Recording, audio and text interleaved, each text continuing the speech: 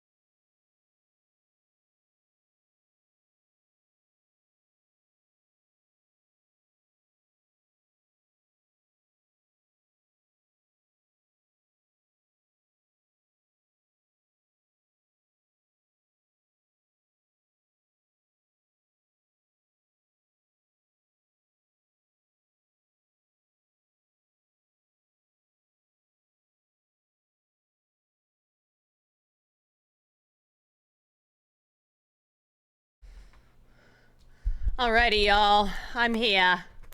I gotta figure out why I'm getting double audio. Let me see, one sec. Okay, because I muted my broadcast stream mix, but see, why is that doing that? Shouldn't be doing that. Well, I didn't change anything. Classic tech problems. I literally did not touch a thing. Oh, fuck. Okay, hold on. Broadcast stream mix. You guys can hear the music. What about... No. I don't understand. I don't want to touch anything. Cripes. Because it's double audio right now, right?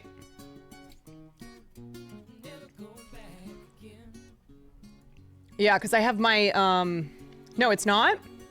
It sounds fine? Oh, okay. Never mind. Why am I even stressing? Okay, let's go live. Let's do it. Hi, there I am. Okay, music, I'm gonna pop down a little bit right here. There's a slight echo, so, because I'm looking at my audio mixer and it's playing music and broadcast stream mix, but it's not supposed to be doing both. Very strange. As long as it sounds okay, then I guess I'll just ignore it. Is that, so was the audio not split on my VOD? I'm telling you, I don't know. Nico did it all and he's like, this should work. I saw the dinosaurs left right after you did. I can only assume you mooned them and let, yeah, I did. I showed him my very pale ass. No, the VOD is muted. Fuck. Okay, I gotta ask him about that. That's so annoying. Critical, thank you for the 19 months. Katie, thank you for the 12. Sunny, thank you for the 5 gifted subs. And Hexing, thank you for the 8 months. And Kate's Meow, thank you for the tier 1. Alrighty. God, the traffic was so gnarly trying to come home. So I'm sorry I'm a little bit later than I wanted to be. Because it took me a hot minute to get home. And then I got home and Farley was going insane. He was losing his mind. I was like, you've hardly been alone. But okay, sir. All right, sir. Was it cold? It was colder than I thought it would be. I'm glad that I had this jean jacket. Really enjoyed seeing you, Lilo, and Hassan at the pro... Hey! Hey! Come here! What the heck?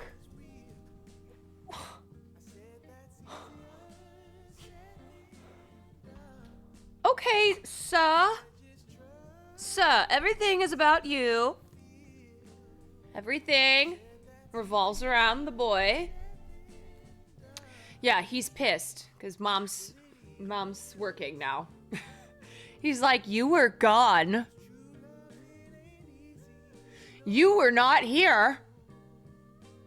And then you got home and you're doing the thing. You're doing the thing where you sit at your computer for hours. The heck? I know, but I'm home now, okay? You can hang out with me while I talk to my chat about today. Anyway, yeah, I'm a little bit late to stream, but it's because I was out at the UCLA protests, which I will tell you guys all about. And then I think the other thing that I want to cover tonight is the Harvey Weinstein news. And then I think I kind of need to decompress a little bit with some gaming. So I think that'll be... Maybe we watch an episode of Taskmaster and then I game a little bit. I don't have like 5 hours of yapping about the news today in me. Did you see Ben Shabibo there? What is this? God damn it. Stop. I was like, ain't no way. I don't even think he lives in LA. I don't know where he lives. I don't know where he lives, but the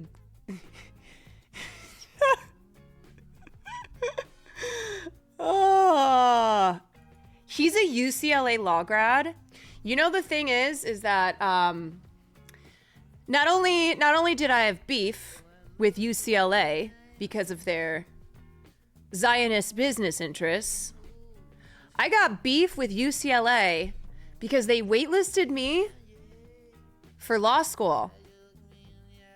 And then I never found out one way or another.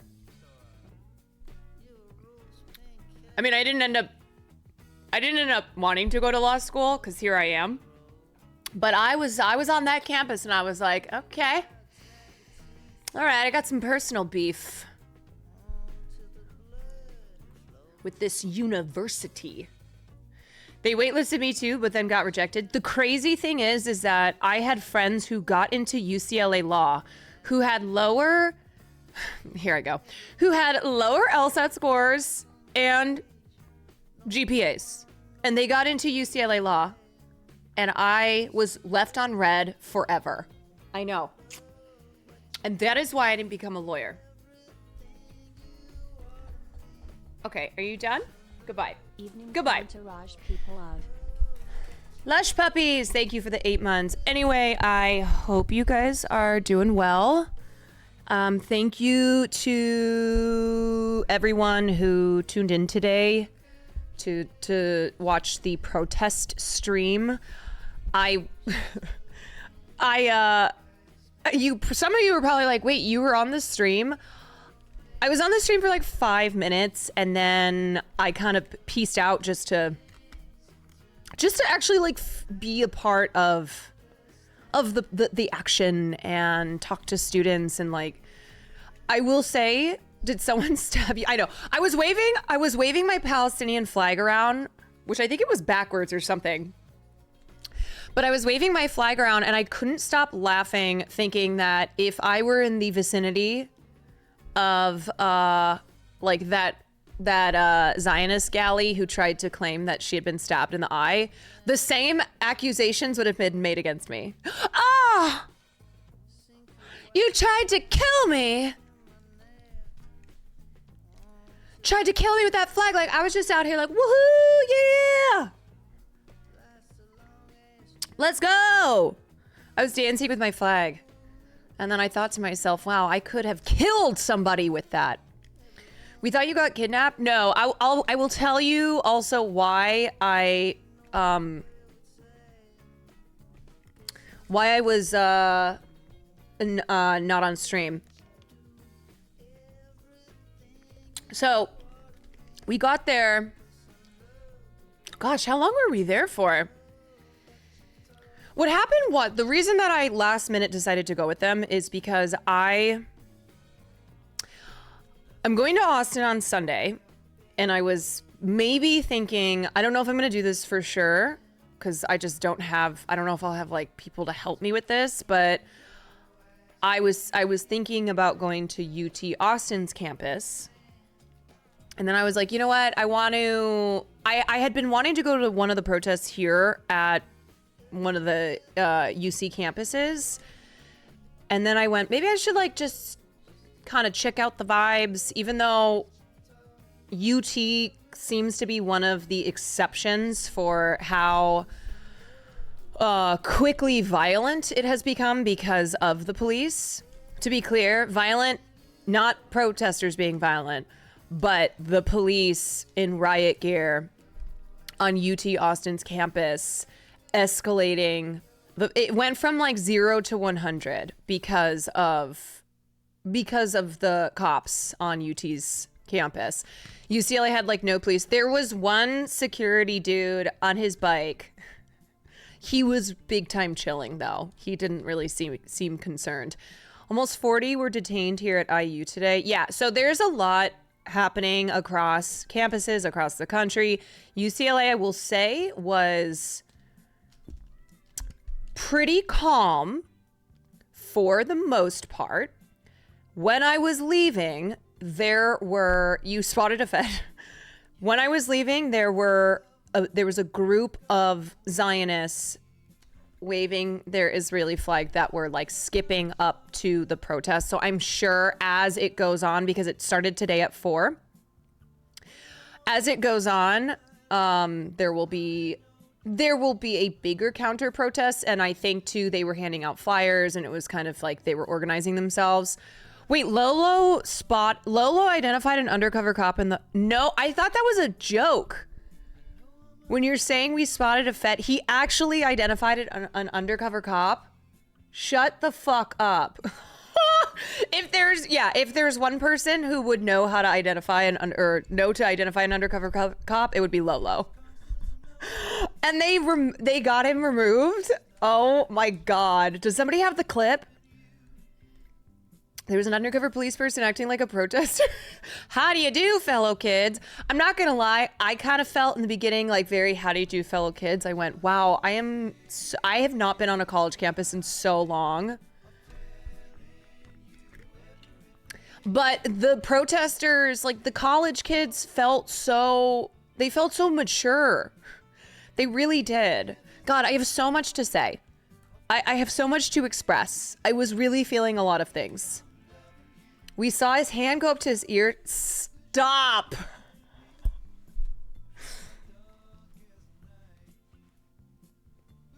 Yeah, no, I'm definitely not a cop. Vorlo clipped it? Okay, I gotta watch this.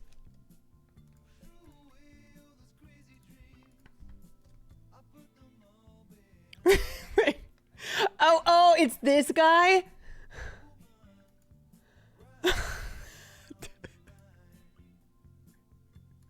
Right here. Stop. Busted.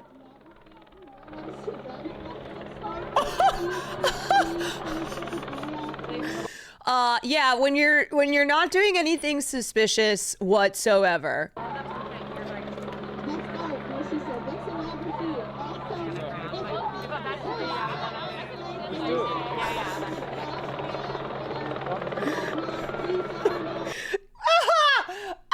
Stop it! This can't be. No way. Wow, this guy does not look sus at all.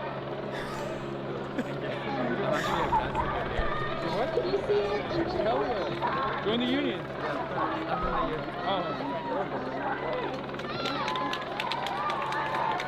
Do we think this guy's a cop?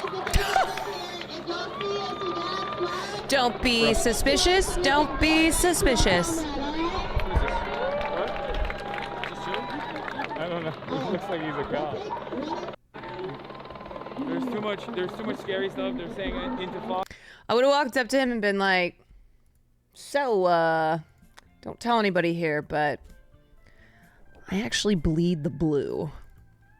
You seem like a good company for me and my bleeding the blue. Do you relate? Do you relate to that? Yeah, tell me you're a cop without telling me you're a cop. Also, I have got to get rid of this transition thing. This is throwing me off. Yeah, tell me you're an undercover cop at a protest without telling me that you are. Good afternoon, officer. Okay, so let's start from the beginning. Anyway, get to Sans. We go over to the protest. From the moment that we walked up, I have watched so many videos, so much footage from the protests on campuses this week, but just seeing one in person, and this one just started. The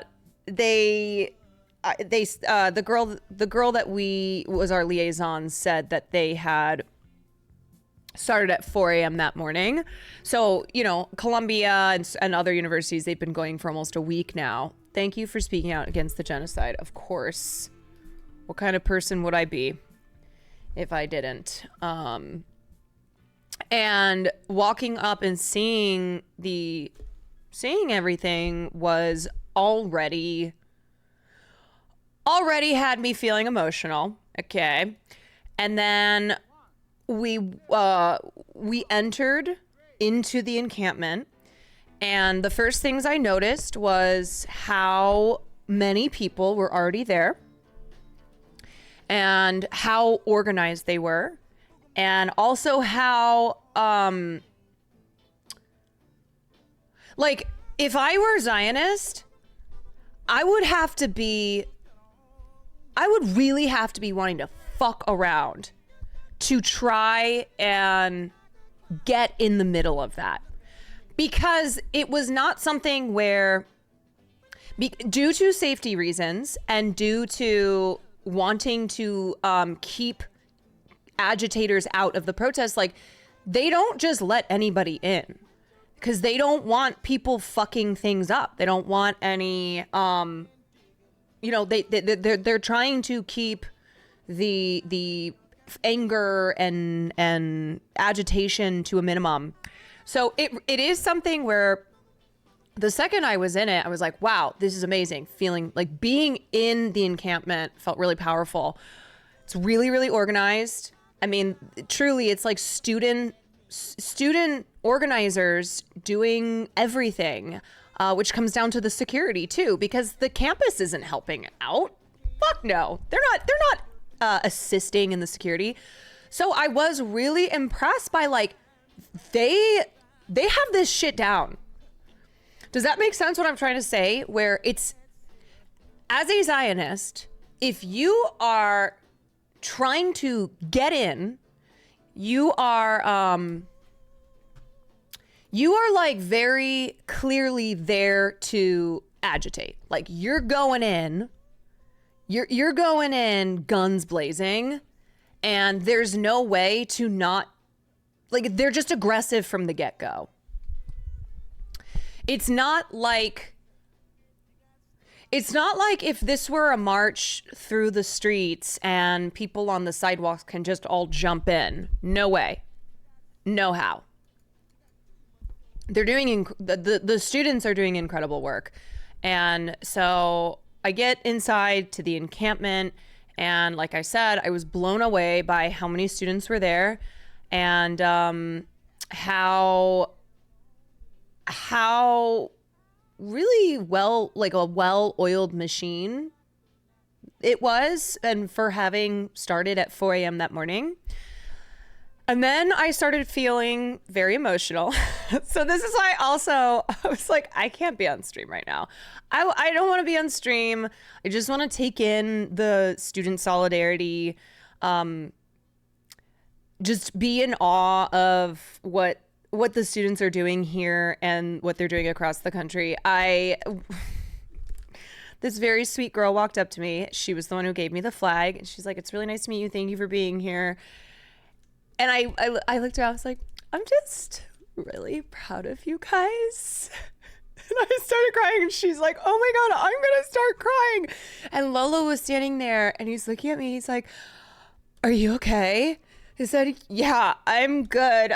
These are like happy tears, but also like sad, because this is sad. Like, it's nobody wants to have to be doing this. I thought I saw you crying. Fuck. I'm like, I cannot have gotten to the encampment and then immediately burst into tears. That's why I kind of turned away. I said, you know what? I don't think I should be on stream right now. It's not great for me to have walked in and then like truly within a minute started crying. So if someone else starts crying, I'm lost. I know. I can't remember this girl's name. She was so sweet. And both of us were just, we just were feeling very emotional. And I think I set her, I definitely set her off. The reason why I've felt overwhelmed this whole week, just seeing all the footage, seeing all the protests, seeing these students leading this charge, and how they're really standing on business and how they are so clear in what they are demanding and in the way that they are demanding it, and all the shit that they're dealing with. I mean, from politicians to the media to Zionist agitators, and they're not backing down. They're not they're not being coward. And I see, I see so many tweets, I read so many articles talking about how these students are screwing over their futures, or how these students are spoiled babies, or how we all grow up one day, got to remember what it's like to be young. And all of this that is so condescending to these students. These are not young people who are immature and who are acting just like kids. Kids will be kids, one day everybody grows up, and so they're just having their moment right now. They're having their little temper tantrum. No, they're not having a temper tantrum. They're not doing this because they are young and dumb and, we all do things when we're young and dumb. No, these kids have grown up knowing what goes on in this fucking country, what America does around the world. They, unlike older generations, unlike their parents and their grandparents, have been able to either break free from the propaganda or just weren't susceptible to it in the first place. And they're standing on business. The kids are so all right. And so when I was there, and when I looked around and I saw these young people, and it made me so proud. It made me so fucking proud. And it made me so angry too, that they have to do this. That they have to do this about climate change. That they have to do this about genocide. That they have to do this about like housing costs. That they have to do this about everything. Everything. It feels like Black Lives Matter. So many young people in this country who are shouldering all of this and who are fighting every day, not just for themselves, but for people like in Palestine, for 16, 17-year-olds in Palestine who don't have the freedom or the ability to be able to do it for themselves. And so their peers, they're people their age over in the United States, over in the UK, like they are standing up for them. Like, it's amazing to see college kids being so impactful on what is going on in Palestine, and college kids who are like, we ain't buying the bullshit, and we're not going to let you keep standing on that bullshit. Not today, not ever again. We're finally seeing a generation that grew up in the connected world, the internet, so it's a lot harder for the government to simply lie about the situation in other countries when people can interact with people from there easily. Yeah, yes. Zyron, thank you for the 19 months, and Seductive Bruja, thank you for the 9 months.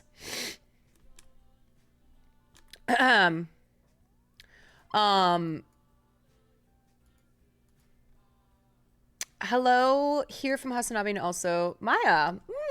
Love that combo there. You seem based. I just try to stand on what I think is right, and this is something that I fully believe is moral and right. So what other thoughts do I have? Okay.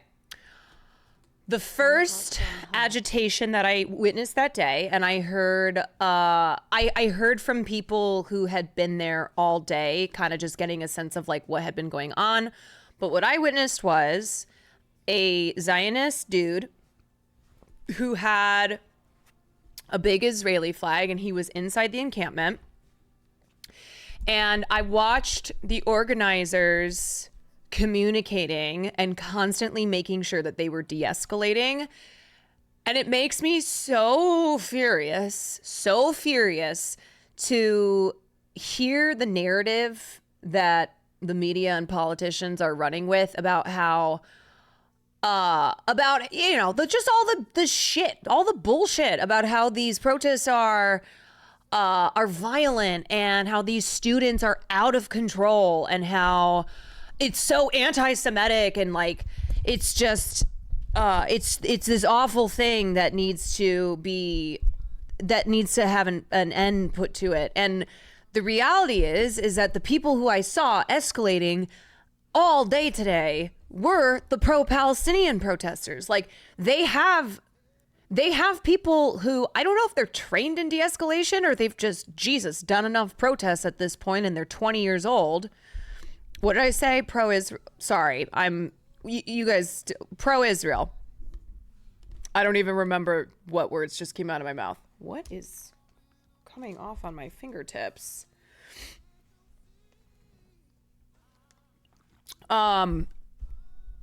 You said pro-Palestinian. Sorry. I gotta stick to the PPP. That's easier for me because the words keep getting stuck in my mouth. But anyway, the people that I saw de-escalating any agitation today were the PPP. The triple P. Oh, Bags, thank you for the Prime. And Darren, thank you for the 5 months. And there were, it was so obvious. It was so obvious just being there that the few Israeli supporters, the few Zionist agitators who made it into the encampment or who were circling around, they, like Dox Me Lady, this is obviously Ben Shapiro's face imposed on Dox Me Lady, but you know who I'm talking about. Like Dox Me Lady and like I got stabbed in the eye, dummy.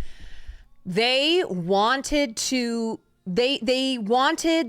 PPP to do something to them. That's what they want, because there are so many eyes on these protests. They had helicopters flying above. They had news cameras outside the encampment. There are so many people who are recording, and you just get that sense that when Zionist agitators show up to these protests, they are looking for a fight.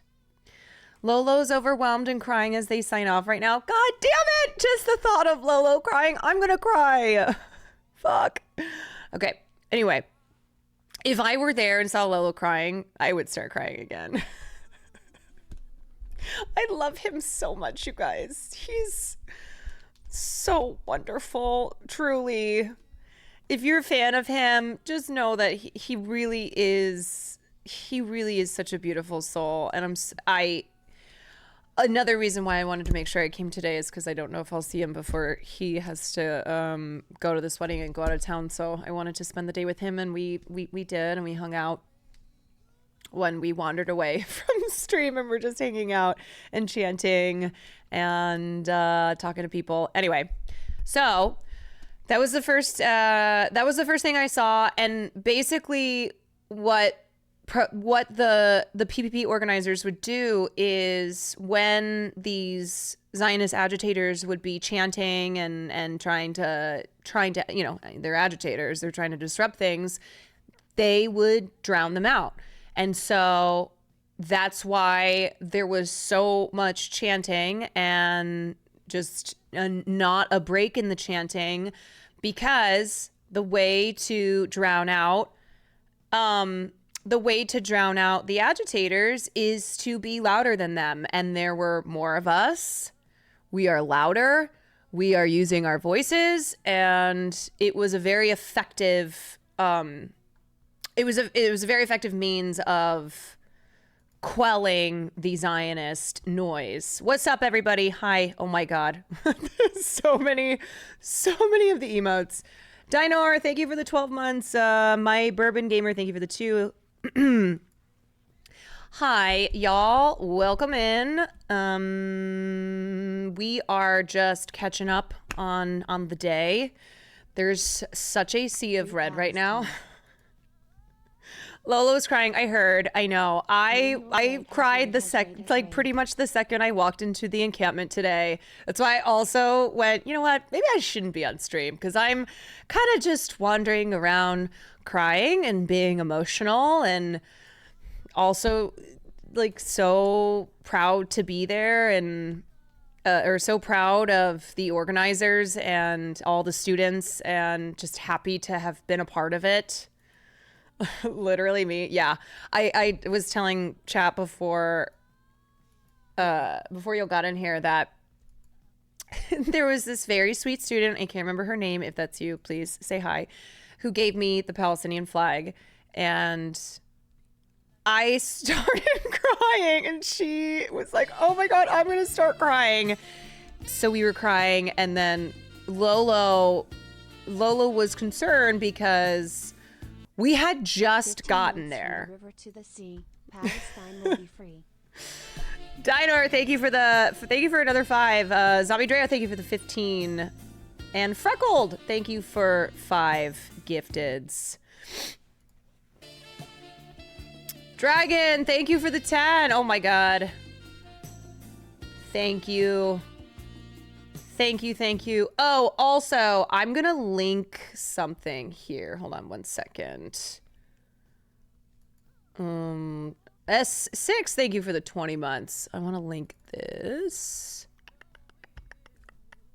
I think I shared. Yeah, this is, if you guys know who Jordan Yule is, Jordan created the Ceasefire Now website, and he has included links to bail funds. So if you have a little bit of extra cash and want to help out students who are being arrested for protesting genocide, then there are links there on the website to various bail funds that you can give to.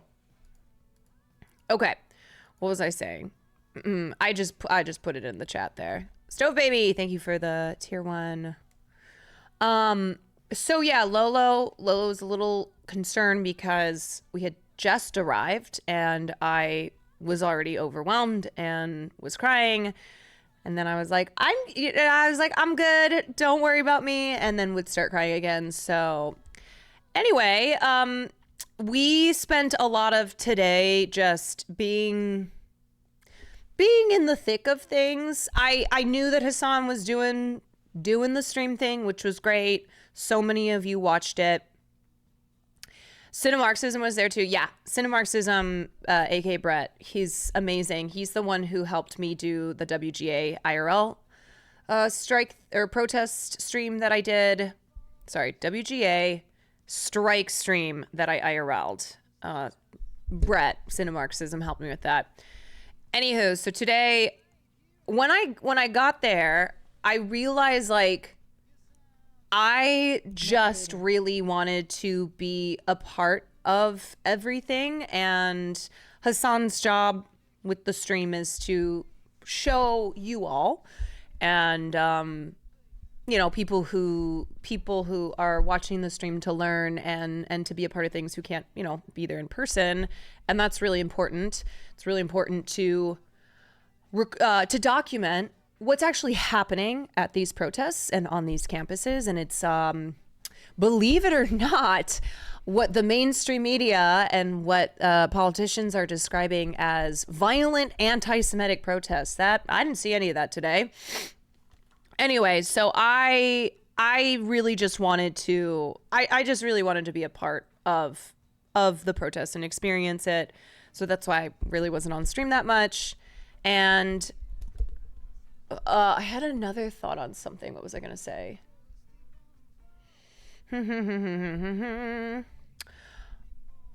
Oh, okay. Something as a Palestinian, thank you for showing up. It means more than I can say. Solidarity. I think the thing that stuck out to me the most was the difference in demeanor between the PPP, which, if you're just getting here, is the pro-Palestinian protesters. It's such a mouthful for me, so I'm calling it the triple P or the PPP.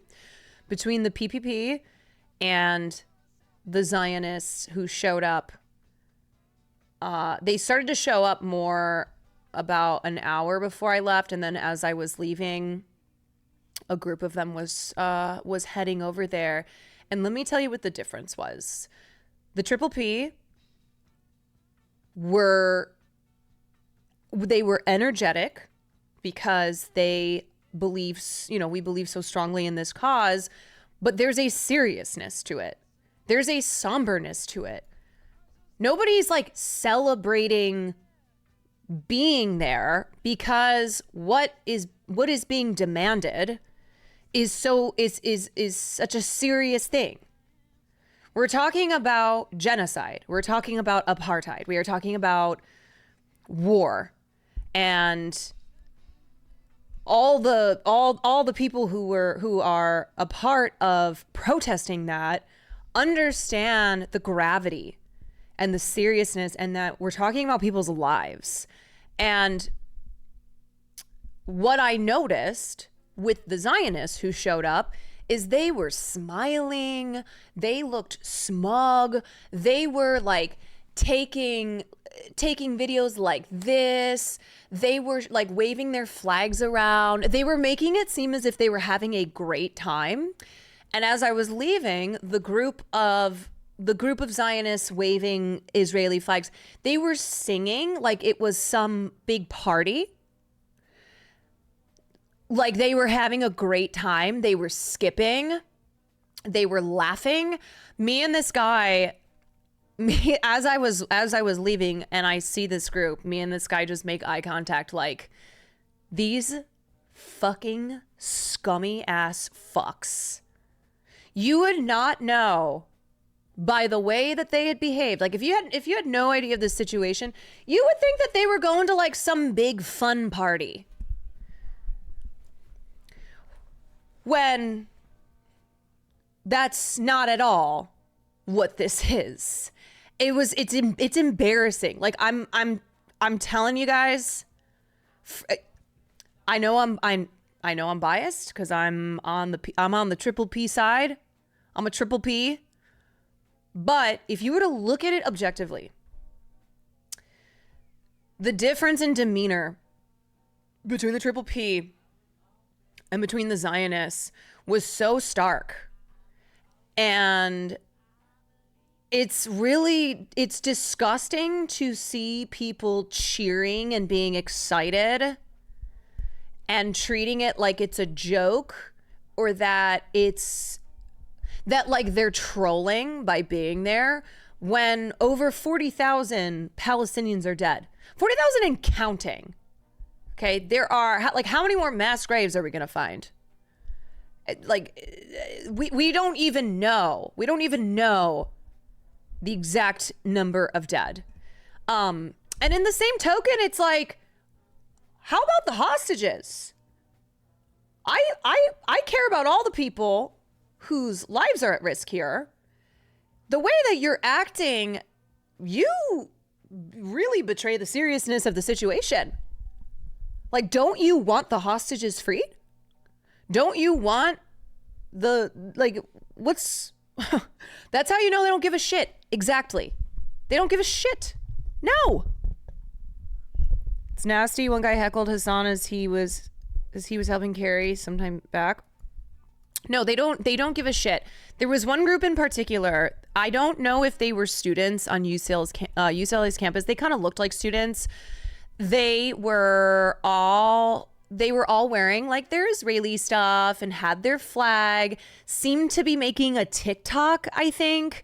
And this is when the Triple P were making we're linking up and making the human border to make sure that they protected the encampment.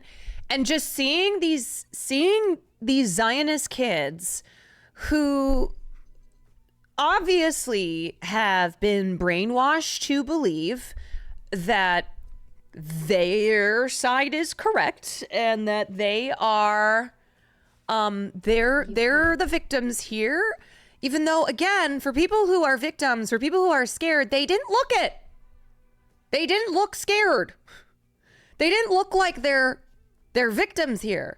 They were laughing. They were like so smug. So smug. I can't describe how smug their faces were as they were looking at the encampment.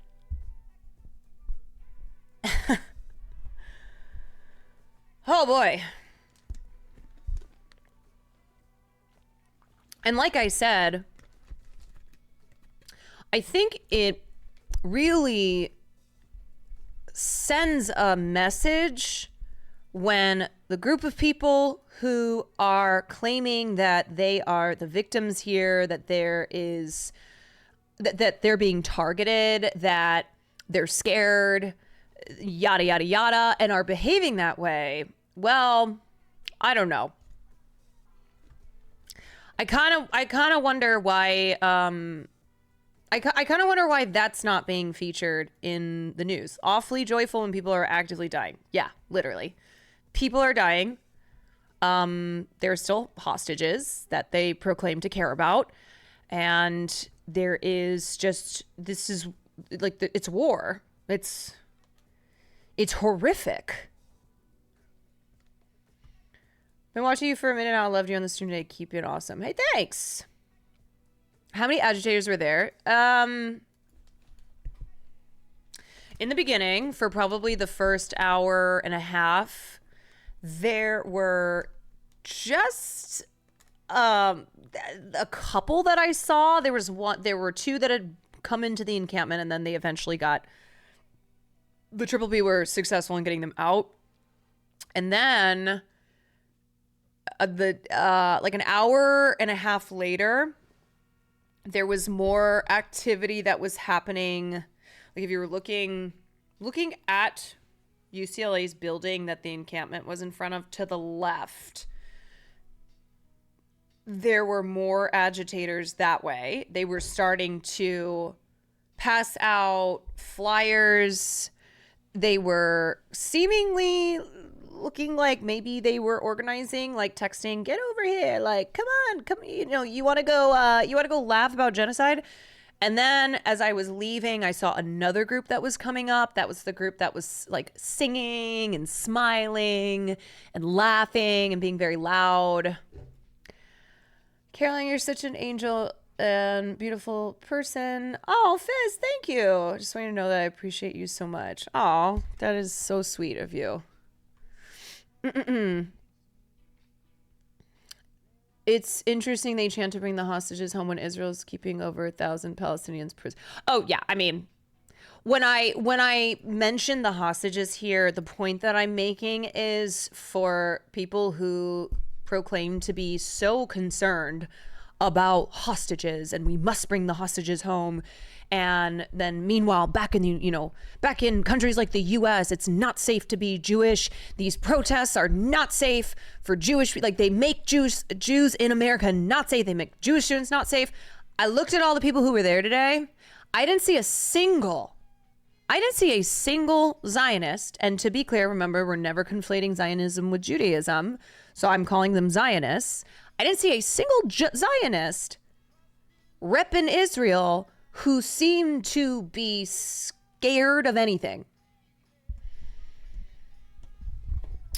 Hi, Solidarity Forever. Thanks for always showing up. Solidarity forever. Forever, ever. They were chanting, bring them home. Meanwhile, Israel keeps bombing where the hostages are. There's... Yeah. A lot of times agitator groups will do things like that to try to provoke a response, particularly a violent response. Yes. Yeah, it was very clear they wanted violence that they can use in propaganda. It's an old tactic, remember? And yeah. And that's why I was so impressed. I expected it, but I was also very impressed with the Triple P organizers who kept saying like, okay, de-escalate. If too many people in the encampment were gathering over to where something was happening, they would then call on de-escalation, and like everyone would get on the same page where it's like, okay, too many people are gathering. We don't want to increase the tension here. Let the organizers deal with it. Let the people who are, it's their jobs to deal with agitators who have come into the encampment. Meanwhile, like here we have a chant group forming, like really need to focus the energy there and make sure that this is not what's getting all the attention. This is what needs to get the attention, because that's the biggest thing. That's the thing. The students have been very clear what they are protesting for, what their demands are. It has nothing to do with like, yay, we love Hamas. The only time I heard Hamas's name mentioned was when the Zionist agitator who broke into the encampment was saying Hamas's name. That was the only time Hamas was mentioned, because these students are standing on the business of having their university divest from businesses that are supporting Israel and therefore are supporting genocide. They are standing on the business of getting policing off campus because of what happens when police show up to these campuses. The demands are clear. Here, I'll show you. I tweeted a picture of it. They're not saying anything to do with Jewish people or Hamas or how mainstream media would have you believe. This is what they're focusing on. We demand that the university, 1, divest, 2, provide full transparency, 3, end the silence, 4, boycott, 5, abolish policing on campus. When you walk into the encampment, they have all of the rules there. They have their demands there in multiple places. And every time you could sense the energy being diverted to whatever agitator was, whatever agitation was happening. Organizers would pull it back to the chants. They would pull it back to everybody call and response saying what it is that we want. Brett told us on this, the counter protesters were the same as USC. That actually makes me feel better that it's the same counter protesters who are going from campus to campus because they ain't got enough people. Marksa, thank you for the tier 1. Katie, thank you for the gifted. Bianca, thank you for the 2 months. Okay, this is Eric. Thank you for the tier 1. And Lemon Wizard, thank you for the tier 1 as well. Stove Baby, thank you for the gifted. And Happy Paradox, thank you for the 3 months. Yeah, they'll be easy to recognize quickly. I'm like, get a job. Stay away from her. Did you see the Emory Econ professor arrest video? Yeah, we can watch a couple things once I'm done talking about how today went. They're all like 52. Yeah, it was really strange. And until that group of who I think maybe were UCLA students, I don't know, they were pretty young looking. But until that group of Zionists showed up, they were all like all the agitators getting up in the faces of the Triple P were all like over 40. Not denigrating anybody over 40. Our own central committee who's in chat right now. He's about to have his 40th birthday. But you know what I'm saying in that, where what are you doing here? You are trying to fight. What the fuck? Why are you calling that out? Because I'm trying to make it known that this isn't about an age thing generally. Okay, I would never say like 40 years old is too old, but the point being that it is strange and embarrassing to see people over the age of 40 getting up in the faces of college kids, people in their 30s talking shit. Look, I have to because people in my chat who are younger than me, they call me old. Are you too old for Caroline? I'll never be old. Being old is a state of mind. My Bourbon Gamer, thank you for the 5. Did you see the funny dating and money guy? I don't know who that is. So maybe I did, but I didn't know who that was. I was at USC yesterday. Immediate LAPD response with riot gear, agitating and arresting us. UCLA encampment had no police, thankfully, and the campus was even helping the protesters with metal barriers around them. Admins are not a monolith. They can choose to do the right thing. Yes, they can. They can choose to do the right thing, and they should choose to do the right thing. They should look at what faculty members are doing, and in particular, like on UT Austin's campus, faculty members had they struck today. They had a walkout. They're like, we do not support the police brutally arresting and enacting violence upon our students. He was a Manosphere guy who ambushed the crew for an interview. Huh. Wait, and he wore a fedora? I feel like I would have noticed someone wearing a fedora. I usually notice fedoras because you never see people wearing them. The guy you promote is Love and Money channel at the end. He heard Hassan was a communist mind shattered. Oh, he showed up after I left. Okay. This was him. Let me see. Oh, I think we're good. What's up, man? Oh my God, bro! I love you. Can I give you a hug, bro? I'm so sweaty, bro. I love you, bro. I'm so sweaty. I love you, bro. I have to interview you. You're my hero, bro. I love you, bro. Oh my God. Why is Hassan sweating so much? What happened after I left? What should I interview about? No, I just want a picture of you. I don't He care carried. Oh, he was doing. He was doing manual labor. Let's fucking go. Doing real work, okay? Finally doing real work. Yeah, can you give me another one? It just came out while I was carrying. Sure. Do y'all have another one? I'm sorry. Manual labor. Bro, you're the coolest guy in the world, bro. Oh, yeah, I'll take a picture. What's going on? How you doing? Excellent. How are you? All right, ready? Oh, you want to do it? Bro. 3, 2, 1. Wait, the fedora guy spoke to Marsh and Lolo and acted like he didn't know who 3, Hassan was 2, when Hassan was 1. getting pizza. Oh, let's do a couple. Three more. Oh my God. All right, let me interview you real quick. Wait. Let me take a photo with these pants. Oh, Yeah. Vibes so fucked. Just those vibes feel real fucked.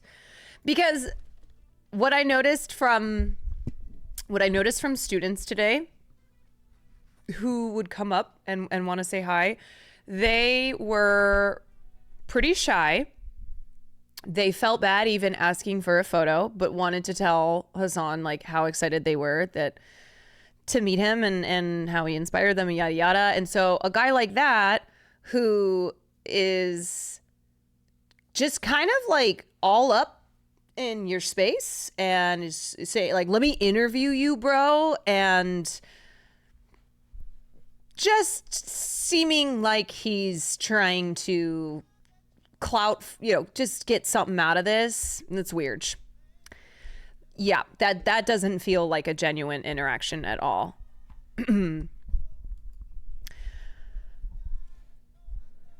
He's a Hassan's grifter guy, which, okay, classic. Classic.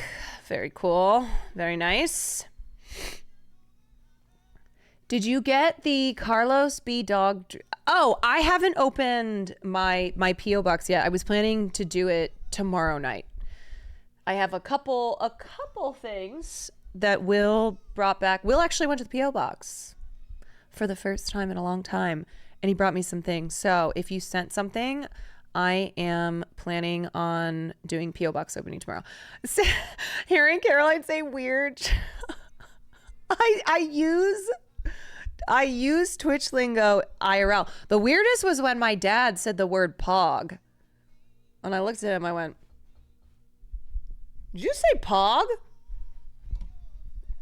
It was very sweet. Will went to the P.O. box. It is the end times. Yeah, it is the end times. I think people in his community were giving him a lot of shit, so he finally went. What else can I say about today?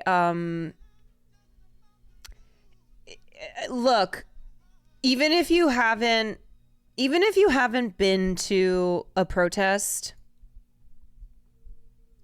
but you understand what's up, you know that these protests are not about anti-Semitism. You know that these student protesters are not protesting through violent means. You know that if you know what's up. But especially being there today and seeing how it is so the opposite of that. Man, I mean, I already knew this, but you go there and you go, there's no fucking way. There is no way that if you're a journalist or you're someone who is supposedly at these protests reporting on them and is talking about how terrifying it is and how out of control it is and how how much anti-Semitism is running rampant at these things, you're lying. It's so disingenuous. You are straight up lying. And even though this was only one that I've been to, I'm telling you, this is how they are across the country. This is how all Triple P protests have been since October 7th. Random outside agitators who are utilizing moments like these to be weirdo racists are not a part of this cause. And they're certainly not representative of the vast majority of Triple P people.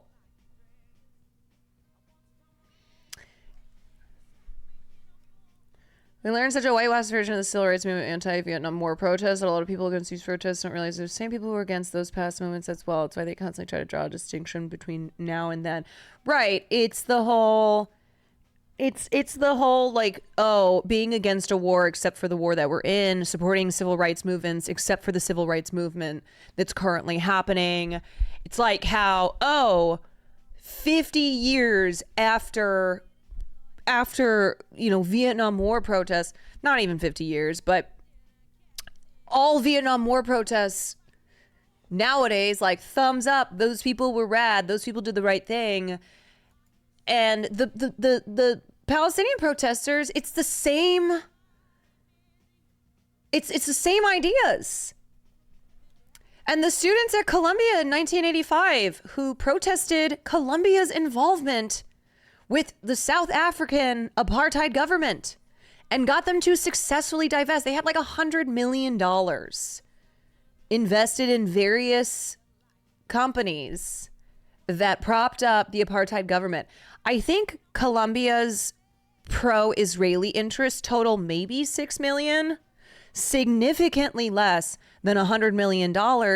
And these students in 1985 got Columbia to be the first Ivy League and the first major American university to divest from the apartheid. And they also brought the attention. They made it mainstream.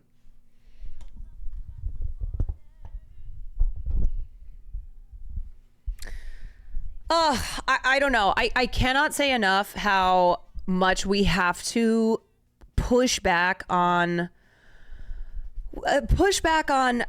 this false narrative that these protests are violent because these protesters are violent because they are like Iranian proxies, or they are Hamas, or they're anti-Semites. Like, my God, I looked around today.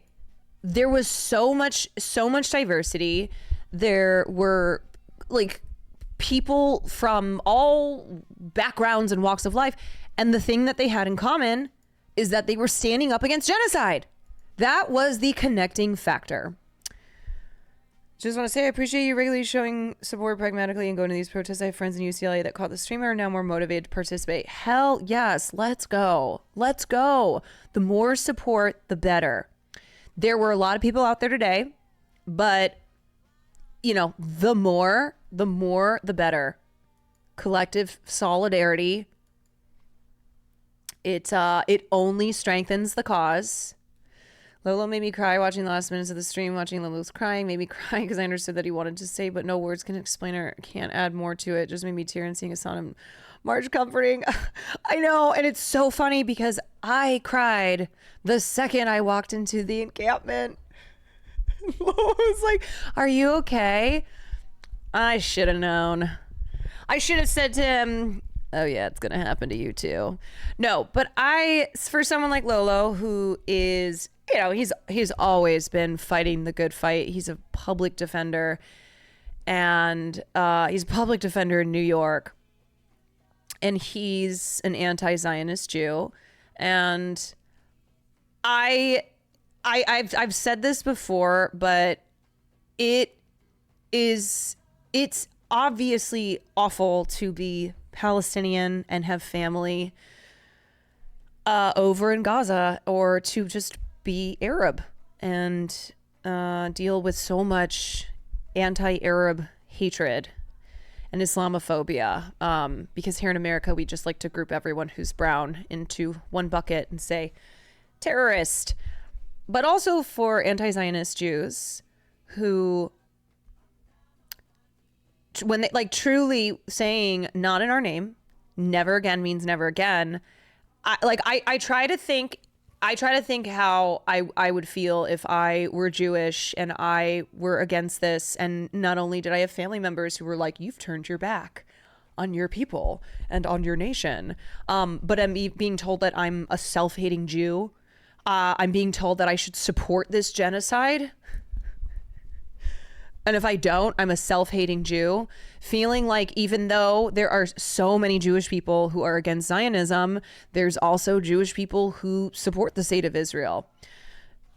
And that is like, that feels like such a, just standing at a crevice, overlooking, I don't know. I've had Jewish friends explain it to me, and you know how like 2016 Donald Trump era, it broke a lot of people apart. It broke families, friendships, relationships. And then COVID, again, that was another thing that happened where people realized that they were standing on two sides, looking across one another with a vast canyon in between them.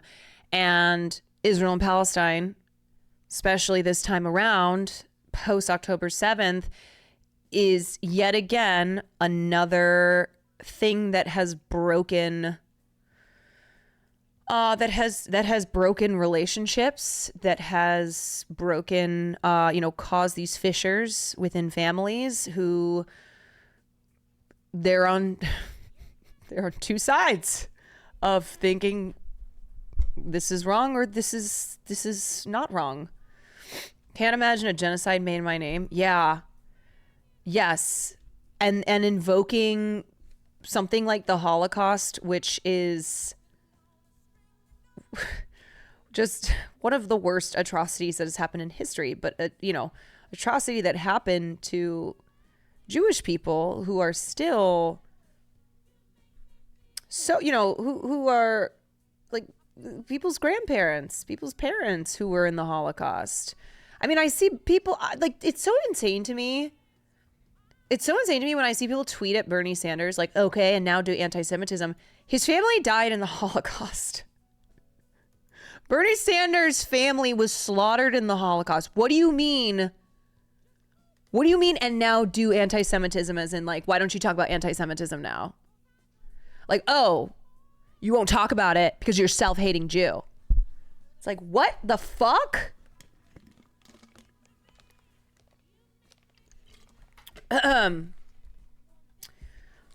Imagine your entire family, people you care about, all saying insane genocidal shit while otherwise being politically progressive, and nothing you say can convince them that Israel is genocidal. It's absolutely mind-numbing and painfully sad. My experience anyway. Yeah, I have a lot of empathy for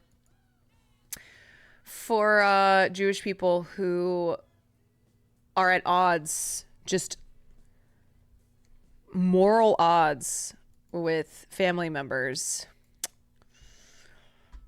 Like, if my parents, I'm not Jewish, but if my parents supported Israel, that would be a horrifying thing for me to have to deal with as just, as a non-Jewish person.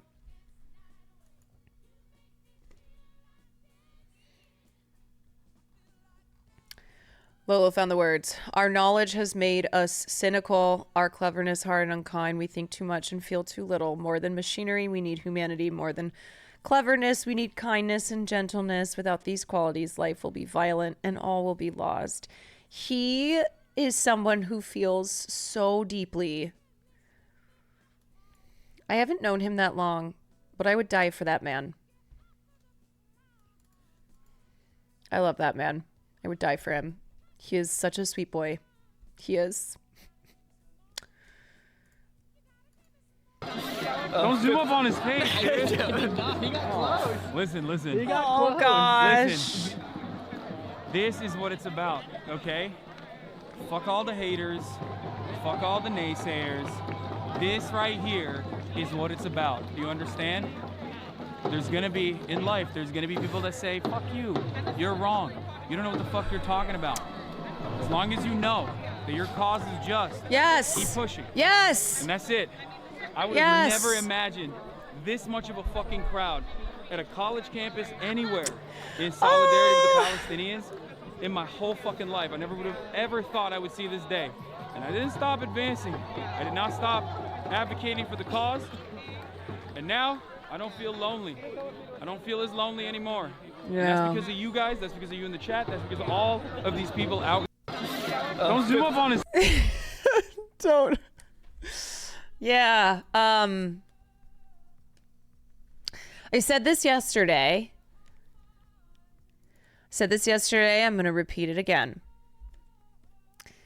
You do not have to be perfect in your activism, in the words that you use to express your support for Palestine or your support of any fight for justice around this world. You do not have to have every word correct. You don't need to be a scholar. You don't need to have a degree. A degree in what? Humanity? We should all have those, just innately. But you don't need to. You should never feel as if you are not perfect in the things that you say, and the way that you say them, then, oh, you're invalidated. No, you're not invalidated. And remember, people who seek to invalidate you were never going to be part of the cause in the first place. People who are criticizing these protesters were never on the protesters' side in the first place. So fuck it. Fuck it. Okay? Seriously. I have gone through this a lot because I talk on stream for hours a day, and I read a lot, I learn a lot, I want to learn a lot, but I don't always express it perfectly. Sometimes I make mistakes. Sometimes, in whatever I'm talking about, I'll stumble over my words. I will not be perfect in my communicating, but I know that I'm standing on the right side. That's the important thing. And when I went to the protest today, another thing I was reminded of, I wasn't online. I wasn't looking at like stupid ass comments from people online who would never be a part of something like this. I was out there. I was surrounded by real people. I felt the energy. It was tangible. And that is what was important. Okay? So really, I think when we are, these people try to cower us into silence. They will call us idiots. They will call us naive. They will look for any, there's a mistake. Oh, you made a mistake. Oh, you tripped over your words. They want to invalidate the cause because they're evil, but because they're on the wrong side. Their side ain't winning morally, so they try and invalidate us. Yeah, you made a mistake. Ha ha. That means genocide's okay because you tripped up. Fuck that. We should not waste time. We should not waste time on people who try and do things like that. I'm so serious. Oh, you got angry after I continued badgering you. Yeah, they are. They are. I know we use the word bad faith all the time. They're bad faith. They're agitators. They are not on the right side. And I think some of them know that. I think some of them, God, I mean, if they just open their eyes and open their ears, like, man, you would look around and go, yeah, maybe I'm not on the right side here, but it doesn't matter to them. Oh, no. It's not about morals. No.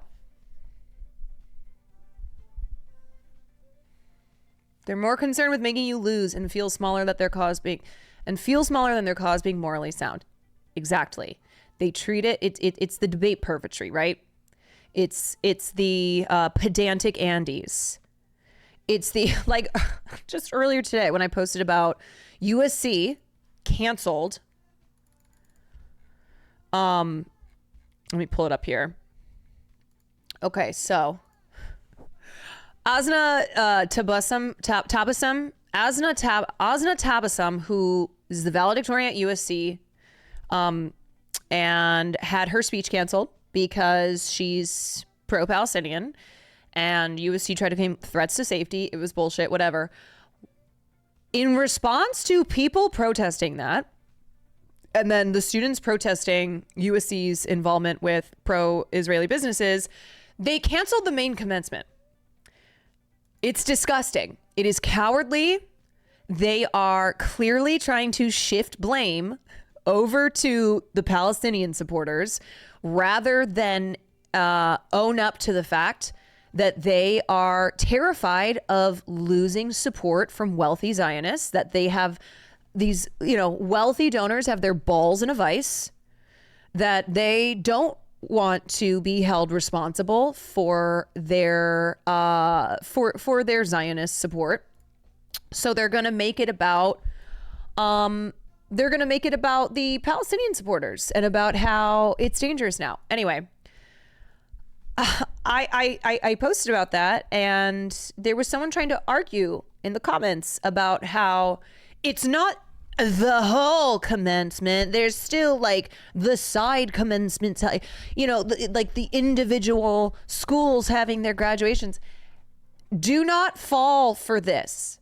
Do not waste your time fighting with people like this, because they are trying to they're trying to be right, but when it comes to the details, they're not addressing the fact that, the main commencement was canceled. And it is a shameful thing that USC has done this. It is cowardly. It is, it's ridiculous. Doing this rather than letting their valedictorian speak. This feels like censorship. This feels like collective punishment. But again, like I said, people who aren't on the right side here will try and pedantic Andy you all the way. Yeah, splitting irrelevant hairs. Exactly.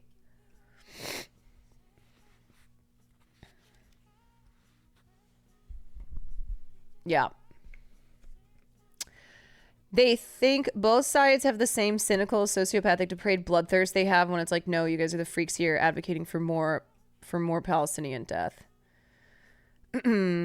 Yeah.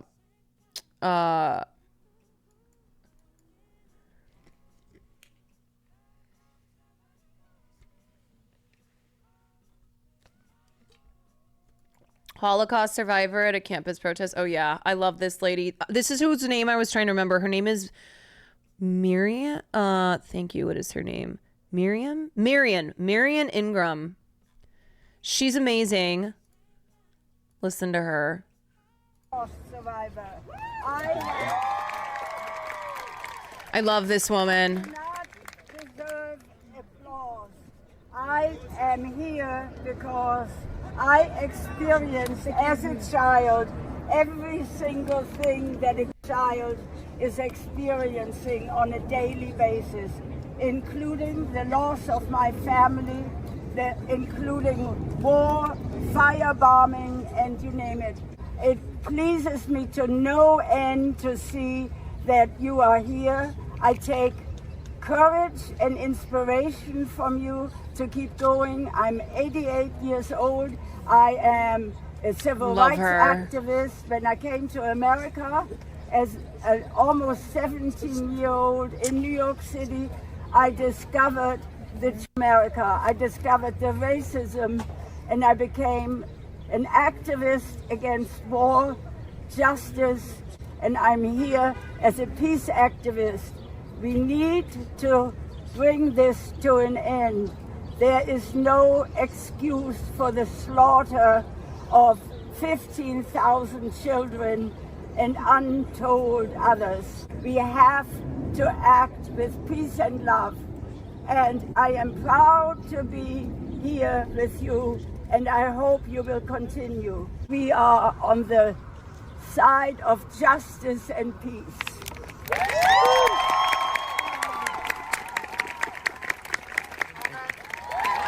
Yeah, everyone who has lived through just absolute atrocities like Marian has, surviving the Holocaust, like, you would think that they would be against what is happening in Gaza.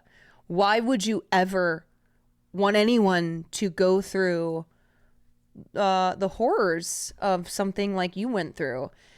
And that's why just the whole citing the Holocaust as a reason to continue bombing Palestinians and just killing civilians is awful. It's so awful.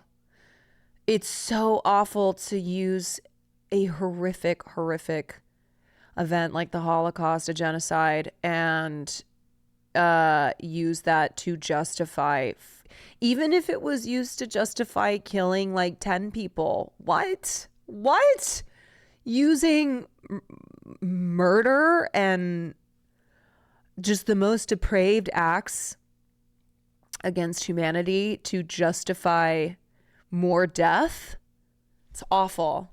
Look, it's like, y'all know when I say these things, I don't want the "you're such a millennial" accusations to start up, but it is like at the end of Hunger Games. I'm sorry if you think this is me turning this into something that's not serious. At the end of Hunger Games, when they vote to have another Hunger Games with the children of the Capitol people, and you're like, what? All these people just died? This war was fought so that you can do another Hunger Games? Anyway, you guys know what I'm saying. Not trying to write an essay, but literally being born in Germany, having grandparents who participate in the actual Holocaust, your moral clarity and attempt to claw back eternal karma makes your principles real clear in this day and age. Yeah. Yes. The Hunger Games was written because of the war in Iraq. Yeah. If you go back and reread the Hunger Games right now, you will see the parallels. You will see exactly what Suzanne Collins was looking around at in this world and the way that America behaves, and put that into a fictionalized world, the fictionalized world of Panem. Hunger Games is great at describing propaganda. Yes, it is. It's very good. Solid read too. Yeah, they're really good. Leave me alone. Okay. What else can I recall from today? It was just really great to be there. I will say, Create, thank you for the 12 months. Oh, Sterling, thank you for the 10 months. And One Parsifal, thank you for the 3 months. I will say, if you're going to go to a protest, if you're going to participate, whether you're a student or you're like me, how do you do, fellow kids, and going to a university to participate, please, Zionists trying to start fights at the, okay, hold on. Please, I know I don't need to tell you guys this, but just reminders that when you go there, always listen to the organizers. As soon as the organizers would be like, tell Hassan, hey, please don't showcase this. Great. Okay. No problem. Know that it is so important to keep the peace at these protests, and these organizers are working really hard to de-escalate. They got this shit down.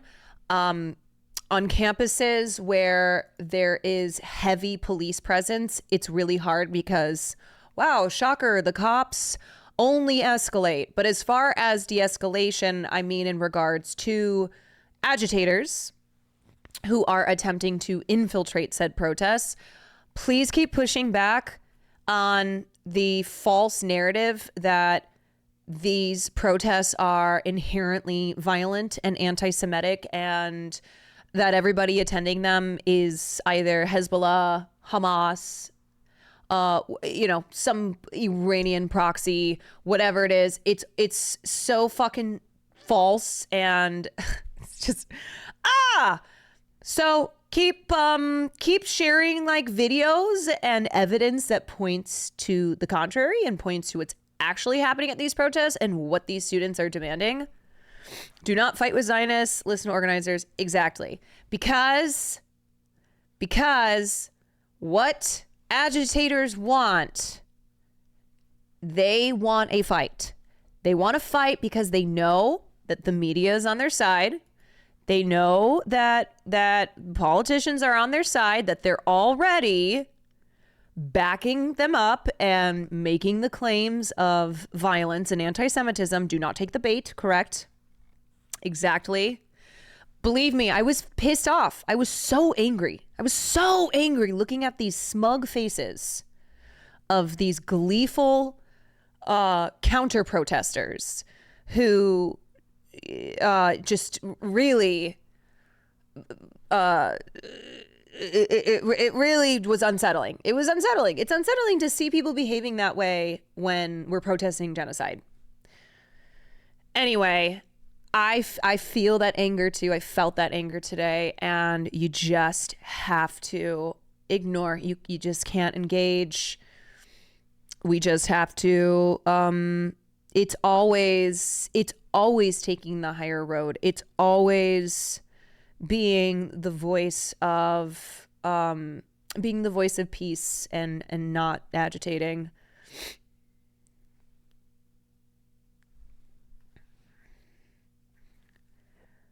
Let's see, this was from earlier.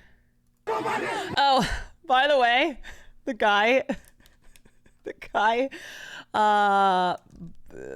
behind People's City Council, he came up to Lolo and I and he goes, holy shit, I didn't tag you guys in the picture that I posted and y'all's fans are coming at me. I said, good, as they should. How dare you erase us? How dare...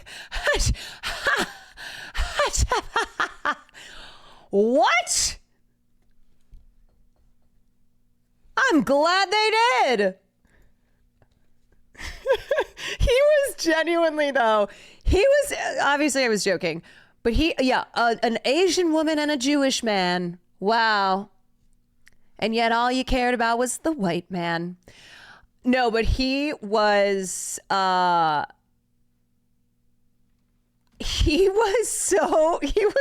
legitimately scared.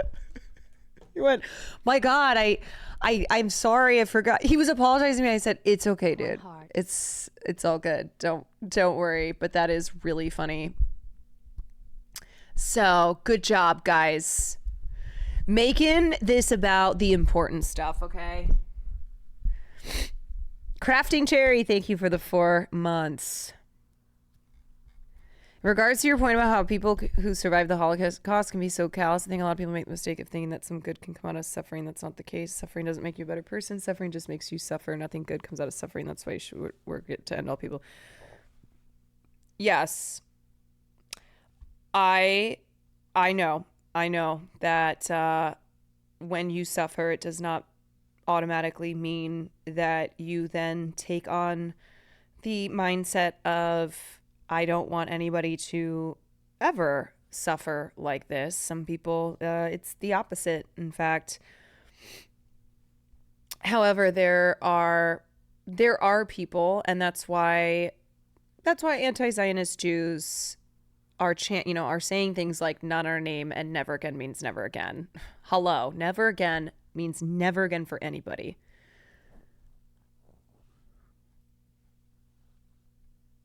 As a Chozo, thank you for the 4 months. I don't really feel like fighting with anyone in chat, so guys, don't take the bait. Let's just keep on keeping on. Okay, this is from earlier. Oh, what are you talking about? What are you talking about? You're an aggressive person. You're an aggressive person. When people like Hassan can't even call 10/7 a terrorist attack when innocent people were slaughtered, we have major issues.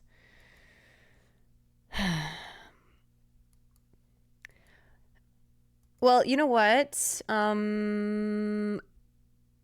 I am no longer addressing anything that has to do with Hassan because I am not Hassan and this is not Hassan's stream.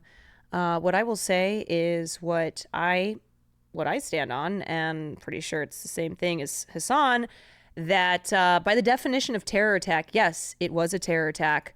However, both Hassan and I have contextualized why 10/7 happened. Neither of us believe that people dying in such a horrific attack is a good thing. It's horrific. And yet the important thing is that it never happens again. And the way for something like 10/7 to not happen again is you cannot illegally occupy a people. You cannot subject them to, being stripped of their civil liberties and being controlled and brutalized every single day. No, he did not watch the Piers Morgan interview. Okay, Jeremy, I want to implore you on this. What's frustrating is if you've only watched one thing that someone like Hassan or someone like myself or anybody who's a Twitch streamer or anybody who has been talking about Palestine and Israel for an extended period of time, to not base everything that you think that person has said off of one clip that you see of them. If I had to see, that's the whole joke with like condemning hummus, with denouncing anti-Semitism. Why do I have to say that in every single breath? Because if I don't, then people come in and go, well, do you condemn hummus? Do you condemn anti-Semitism? So if I'm covering a news story where a mass grave has been discovered, oh, I got to make sure to be like, but by the way, I condemn hummus and I condemn anti-Semitism at any form of protest. Gotta make sure I get that in there. It's like the caveat. So do you see like why that's so frustrating and why it's not right to... I'm a Jewish liberal. My cousin's in the IDF. I've watched you and Hassan for years. Okay, well, I've only been streaming a year and a half, so you ain't been watching me. You guys are being just as guilty of what you think others are. What am I guilty? What is that? What is it? What am I guilty of?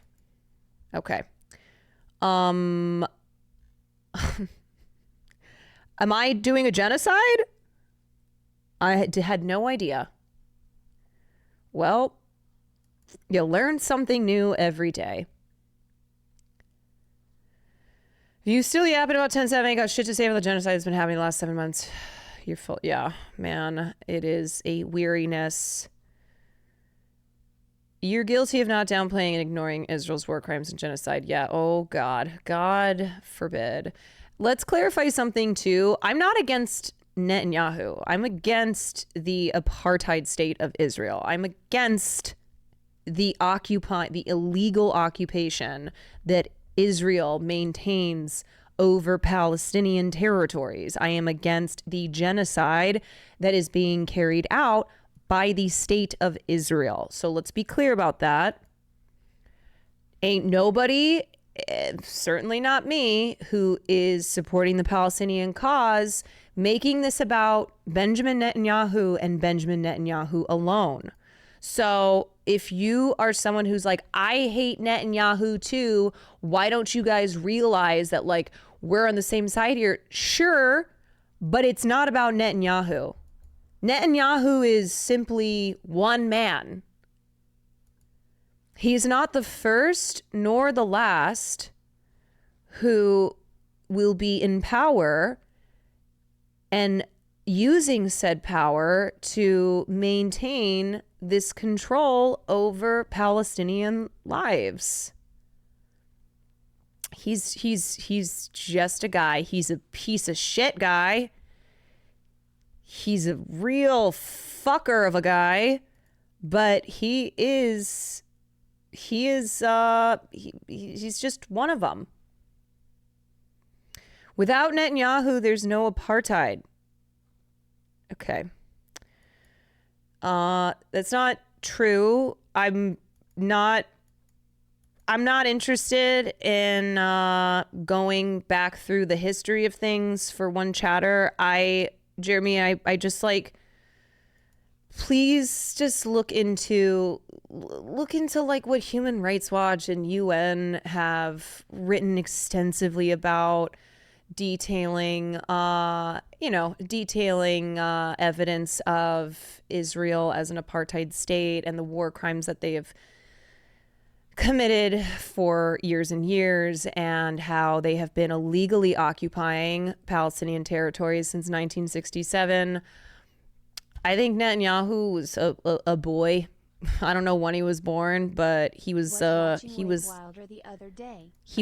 prime minister in 1967. And anyway, also to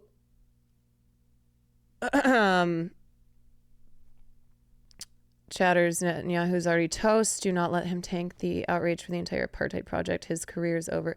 Right, because the thing is, by putting the spotlight on Netanyahu and Netanyahu alone, and it's something that liberals in this country are very comfortable with calling out. They'll be like, "Oh, I hate Netanyahu too." However, they still support the current state of Israel, and they support Israel and all that Israel does. And so that's not it's not enough. It's not enough to hate Netanyahu, because removing Netanyahu doesn't free Palestinians. Removing Netanyahu's not even close to the most right-wing psycho in Israel's government. You've got people like Itamar Ben-Gvir. Like, that man goes to parties where they celebrate Palestinian children who have been murdered. Like, in the past, he's done this. That guy is horrible. He is worse than Netanyahu. Just as far as the depravity goes.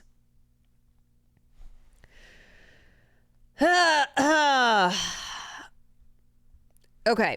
Anyway, mods, just do me a favor, please. Don't ban anyone. I know you guys haven't been, but just as a reminder, I'm moving on from this because I don't like to spend too much time on one person. So if people in here, if individuals in here continue to yap, chat, please just let's just move on. I'm happy to talk to you privately about this. Thank you. I'm good. I'm extremely busy. I do not have the time to have a private conversation with you, especially if this is what the nature of what the conversation would be. What I would like for you is maybe look into a couple things that I have mentioned. Look into how Israel has been illegally occupying Palestinian territories since 1967, since the 6-Day War. Look into that. I don't even jump on the phone with someone in chat who is like on the same fucking page as me. I don't do that. I don't talk to chatters individually. I'm not assuming you're a naive idiot. You're one of the organizers for the largest anti-gun rally. That's great. March for Our Lives, awesome. Thank you for the work that you do. I don't know what that has to do with what we're talking about here. I'm trying to be generous to you, and I'm literally telling you that I'm just going to be upfront. You're one person. This is my stream. You are derailing it by expecting me to continue to have this conversation with you. You don't own this stream. You're one person. There's 3,600 people in here. You're not more important than them. So, thank you, but no thank you.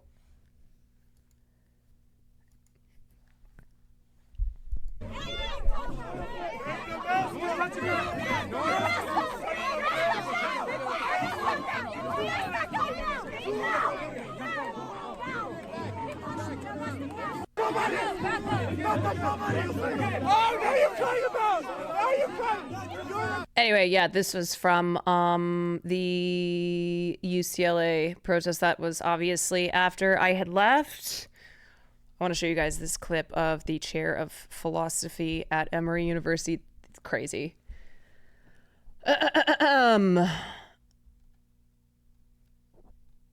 Okay, I'm gonna run to the bathroom. Hassan would gladly have you as guest chatter next stream. Yeah, here's the thing. Okay. I think some people get a little lost when they come over to this stream.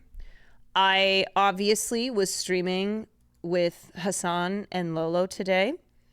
I am friends with Hassan. We have similar beliefs and points of view, and especially when it comes to Palestine, we're in solidarity with the Palestinian cause. But I am not Hassan. My head is bigger. I am not Hassan's stream. I don't operate the way Hassan does. I am not going to add you to guest star. So if you think that's something that I will do, like you think I'll have a conversation with you on stream, I'm not going to do that. So please go to Hassan's stream if that's what you're looking for. And maybe he'll bring me on guest star, okay? So just clarifying, I have been streaming for over a year and a half. I have done a total of maybe 4 streams, 2 of which were this week with Hassan. We are different people. Love the shared community members. I'm grateful for people who are in both communities, but I need to, I guess, clarify again that I am my own person. I talk about a lot of things on here that Hassan or other streamers don't talk about. So I am me, as Demi Lovato says in Camp Rock. This is real. This is me. I'm exactly where I'm supposed to be. And anybody who has problems with Hassan or loves Hassan so much and wants me to behave the way he does, it ain't gonna happen here. So thank you very much. Thank you for coming to my TED Talk.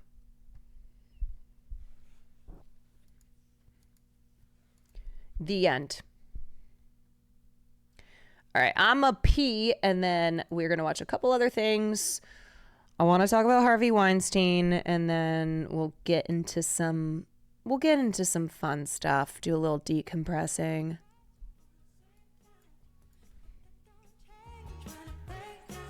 Autumn Laughs, thank you for the 4 months. Coldest Waffles, thank you for the 8 months.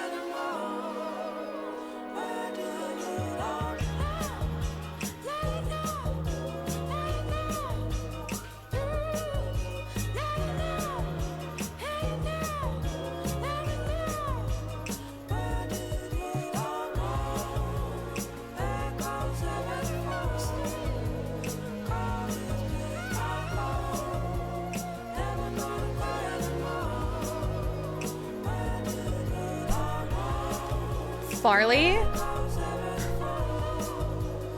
is by the front door.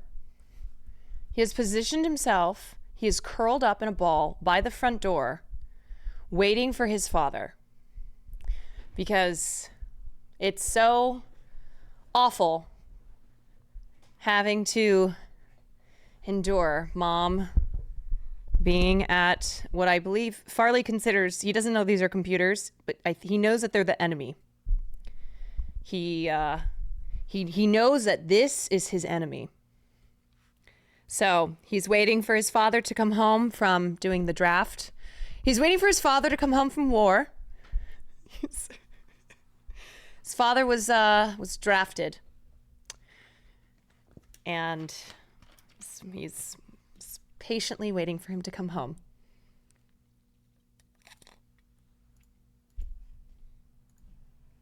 Okay, this was...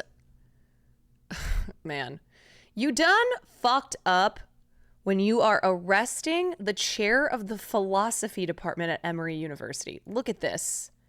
Look at this. Is there anything I can do for you right now? Can you call the philosophy department office and tell them I've been requested?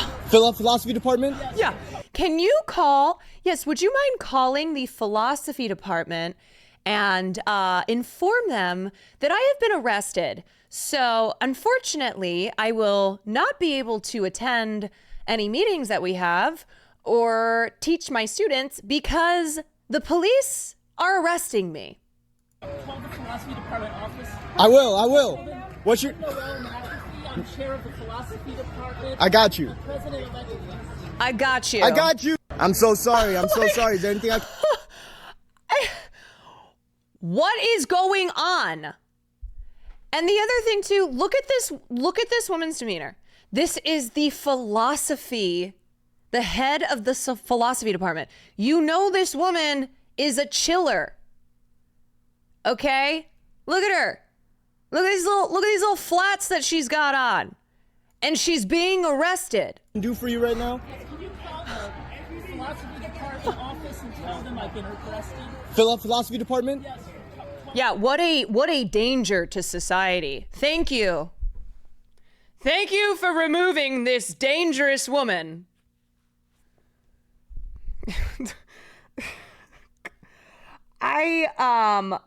There was a much more saddening arrest of a professor just trying to protect students.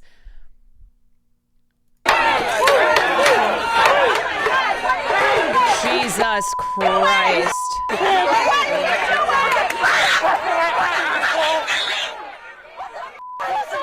Well.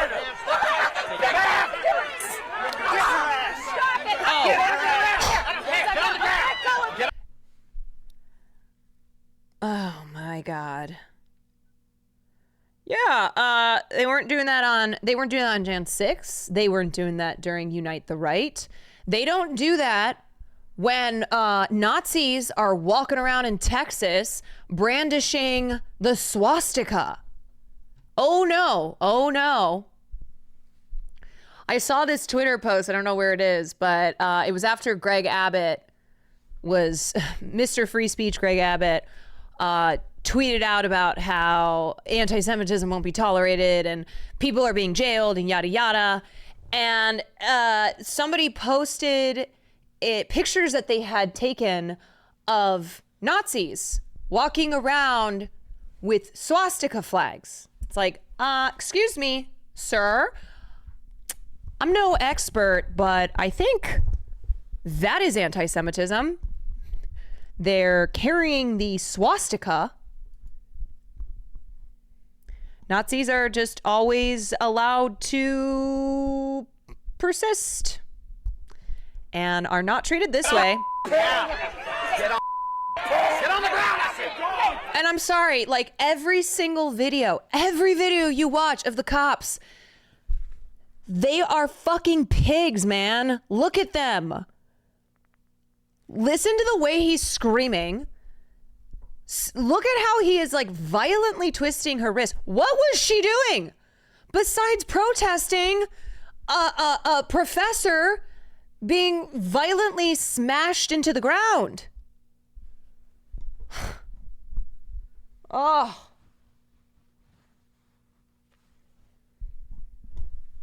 Man, you know what? I don't even want to denigrate pigs as an animal by referring to these cops as pigs. Oh, sorry. She is the professor. Okay, she's the professor. So this is a student. Correction. This is a student. You can see, I'm sorry, is that the student's head that the cop is kneeling on? Yeah, it is. Have we not learned about what happens when you fucking kneel on somebody? Yeah, the old Derek Chauvin move.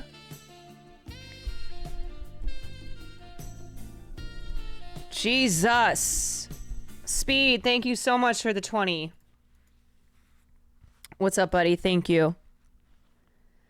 Wow, nothing has changed. Shocker. The Texas Nazi tweet. Okay, let's see. Abbott, anti-Semitism will not be tolerated in Texas, period. Now, members of the neo-fascist white nationalist group Patriot Front, whose leader is based in Texas, are marching in Austin today. You know, it really speaks for itself. What can I even add here? What commentary even needs to be added here? Anti-Semitism will not be tolerated in Texas, period. Sure, Jan. Okay. Alrighty. It's worth watching this CNN video from the moment Emory econ professor Caroline Folan came across the violent arrest of a protester on campus and asked the police with shock, "What are you doing?" That's all that prompted an officer to hurl her to the ground and handcuff her. Oh my fucking God. Get on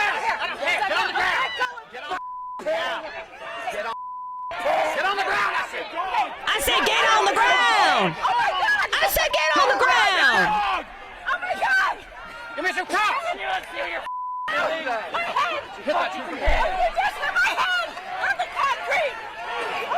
Jesus Christ. You people are fascists! You are Hitler! You are happy dogs! Shame on you! May you never live another day! I am a professor! This is an Emory professor, everyone! I am a professor! Yeah, somebody please tell me how this was necessary. Genuinely. I don't care. I don't care if you're in here and you don't preach the whole ACAB thing. Please tell me how this was necessary. You are rabid dogs! You are fascists! It was a piece So of this is what we mean when we say cops always escalate. Look at this fucking gun, man. Emory student here. It's also the 1-year anniversary of a cop stop city encampment that also got shut down by cops.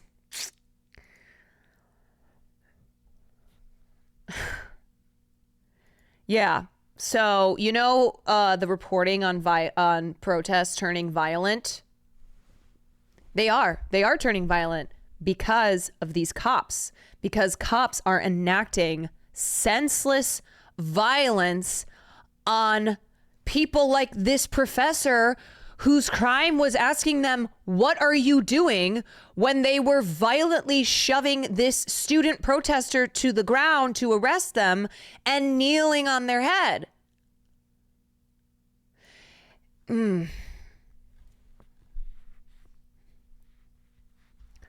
Yeah. I just, if Emory does not condemn this happening to not only their students but their professors, they are not a legitimate institution. All of these universities that are allowing this to happen, that have called in these police officers, that are signing off on this, while in the same breath calling for student safety. They're thugs themselves. It gets worse. Cops are trying to tear gas faith leaders protesting the genocide at Emory. They also stole a box of chips and other food. The Emory president claimed that the protesters were not affiliated with the school. Okay.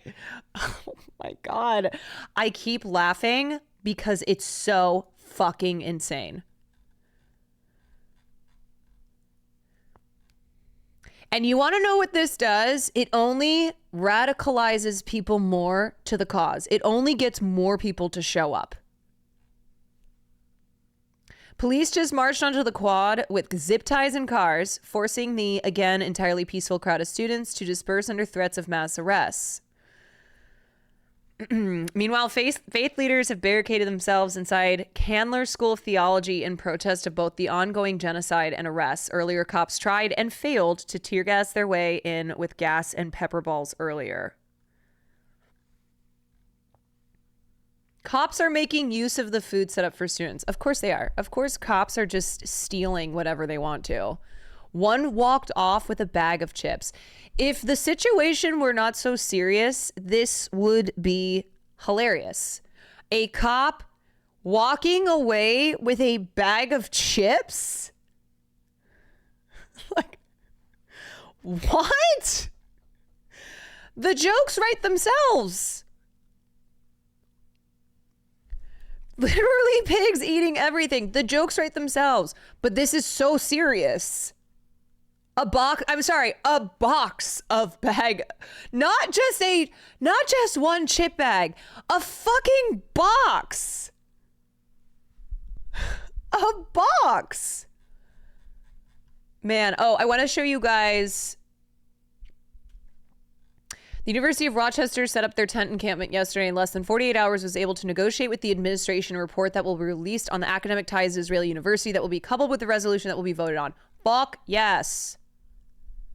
There we go. I think someone had linked this earlier and I forgot to read it until now. Yeah, see how simple that was? And also, just a reminder, universities, when confronted with student protest, divested from apartheid South Africa. The parallels between apartheid South Africa and apartheid Israel are many. They're very numerous. And we're seeing a repeat of protests. Protests that happened in the 70s and in the 80s and finally in 85.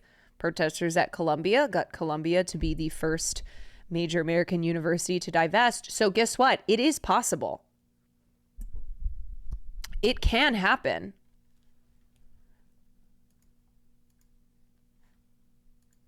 Okay, I wanted to show this dad. I'm sure some of y'all have seen. Oh yeah, this was Jonathan Greenblatt of the Anti-Defamation League saying that the student protesters are Hezbollah and Hamas. Okay, y'all, this dad made me tear up today. This was a father who showed up to protest with his daughter who attends USC.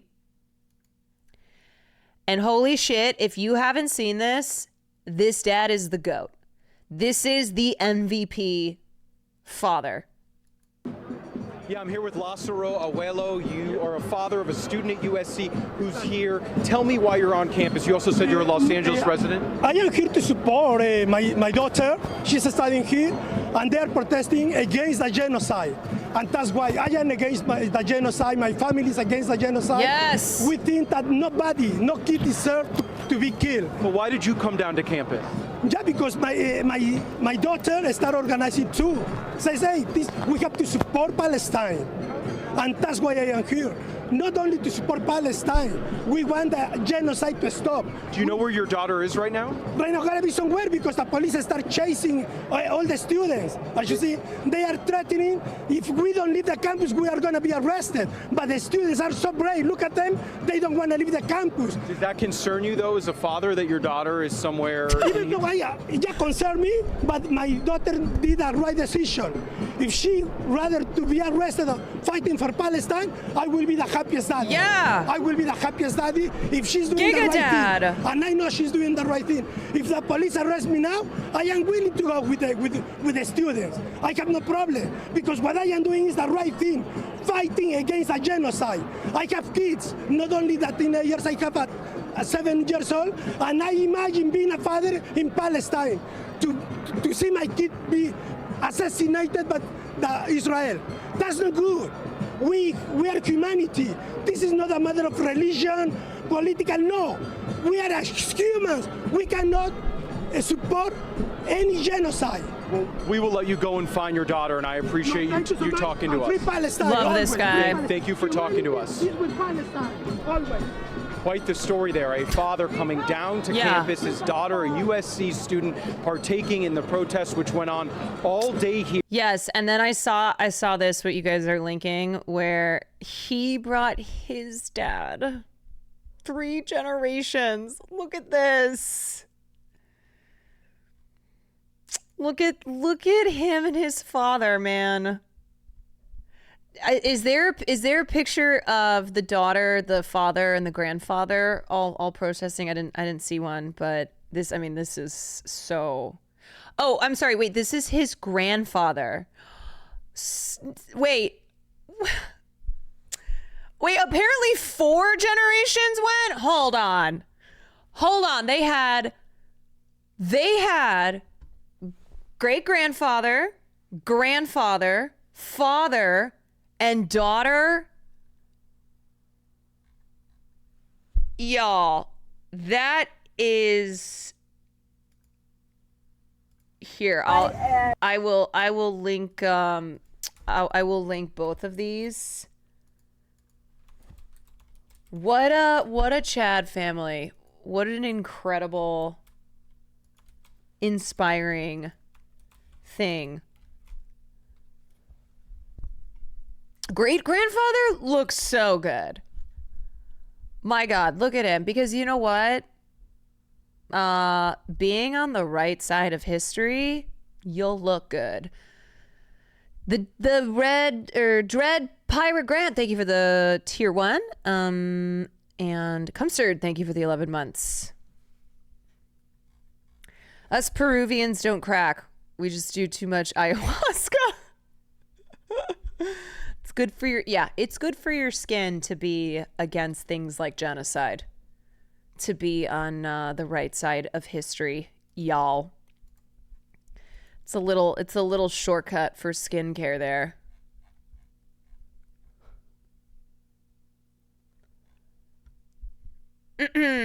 Yeah, just more examples of how there was no violence and no threat on college campuses where protests against genocide were taking place until police showed up with gear and in numbers intended to provoke altercations. Police are the sole violent agitators in this equation. Yeah. And university administrators are sicking them like dogs on their students and faculty.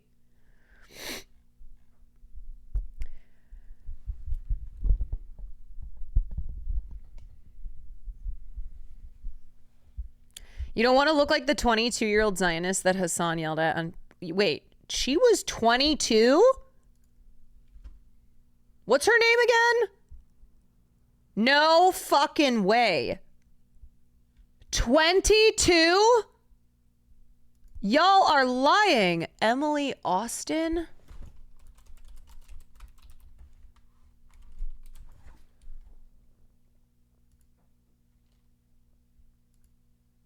This the same chick.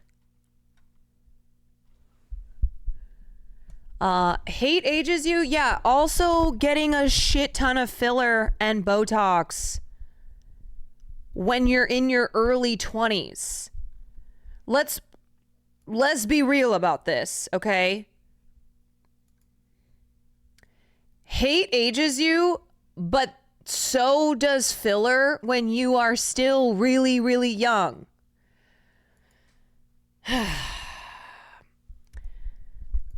And having bad roots. Yo. Look at how, okay, Emily Austin. Those are, and also guys, these are edited photos. Emily Austin. Those are edited pictures. Where is when she was on...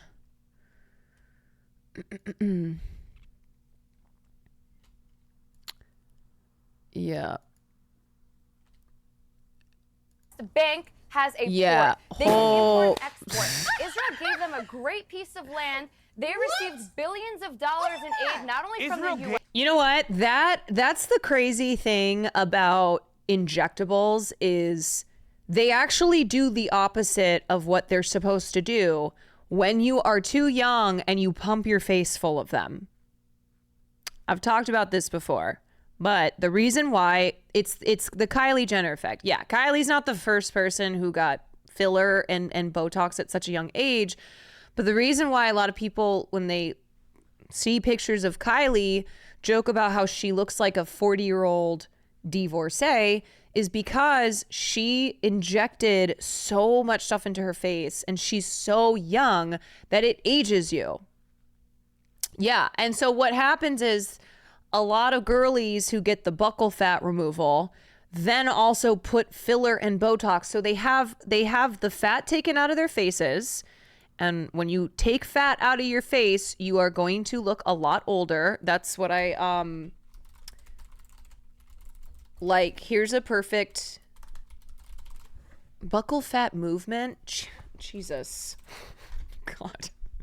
Buccal fat movement. You know what? I'm going to start the buccal fat movement. The buccal fat movement is an appreciation of buccal fat. Join the movement today. Anyway, I always use this example of Amelia Gray Hamlin. This is Lisa Rinna's daughter. I think this is the one who screamed at me and told me that I was, nobody was ever going to love me and I would never have children. I think it's her. I can't remember. There's two of them. There's two daughters. One of them screamed at me because I wouldn't let her into the club because she was only 17 years old. Anyway, the picture on the left here, I'll scoot that over a little bit. She was like maybe 17, 18. This is a difference of 3 years, I believe, when she had all the buccal fat removed, the filler injected, Botox, etc. Yeah. She looked like she aged so much because of doing this to her face at such a young age. Yeah, it's the heroin chic look, but what happens is then you have to replace that fat with filler.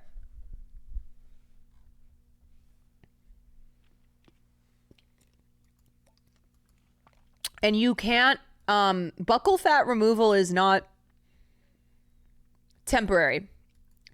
But the reality with filler and Botox too, and this is not me shaming, FYI.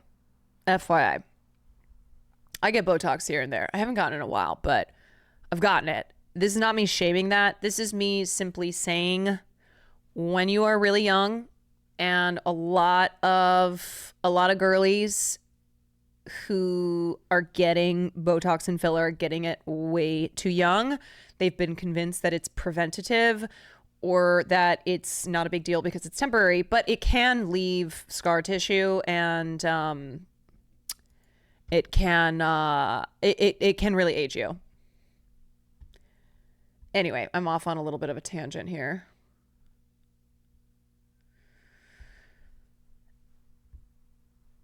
Wait, hold on. I need to read this comment and then I'm moving on to talk about Harvey Weinstein. Have peace in your life. Be thankful that you don't have to deal with protes like those police who are out doing their job.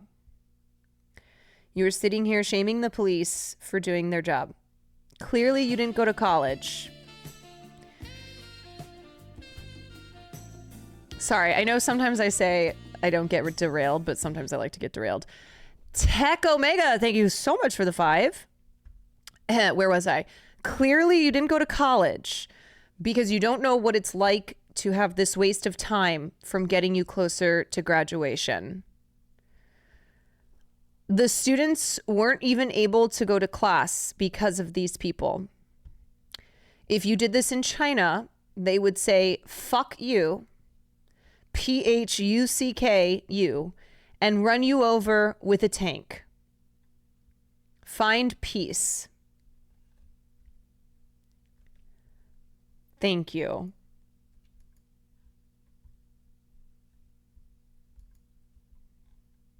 I feel better, chatter. So, thank you so much.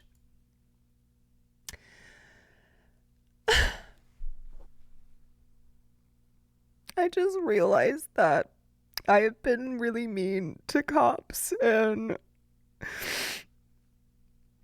it's not fair of me. And you're right. Like, I didn't go to college because I was drafted into World War II. Surprise, I'm 95. So you're right, I don't understand.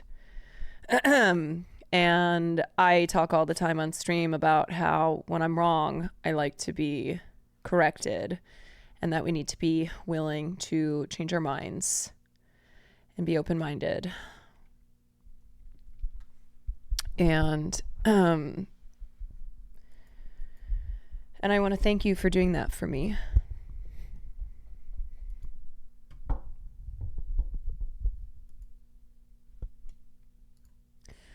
I want to thank you for saying what no one else in this chat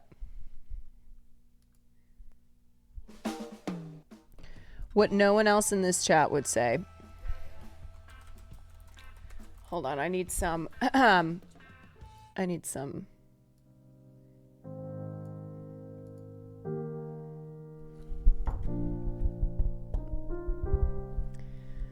You guys, listen to me right now. My community, we need to be better. I am the head of this community, and I have been failing you guys. I'm so sorry. We need to be better. We need to find peace. We need to be nicer to those cops who slam students and professors into the cement. It's not right that we were mad at that.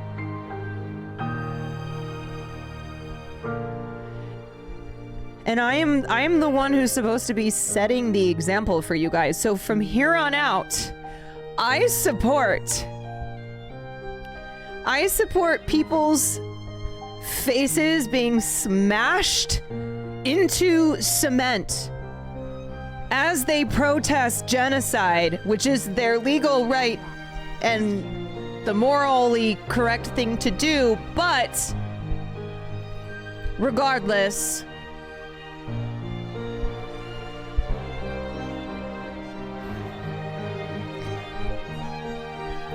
fuck them.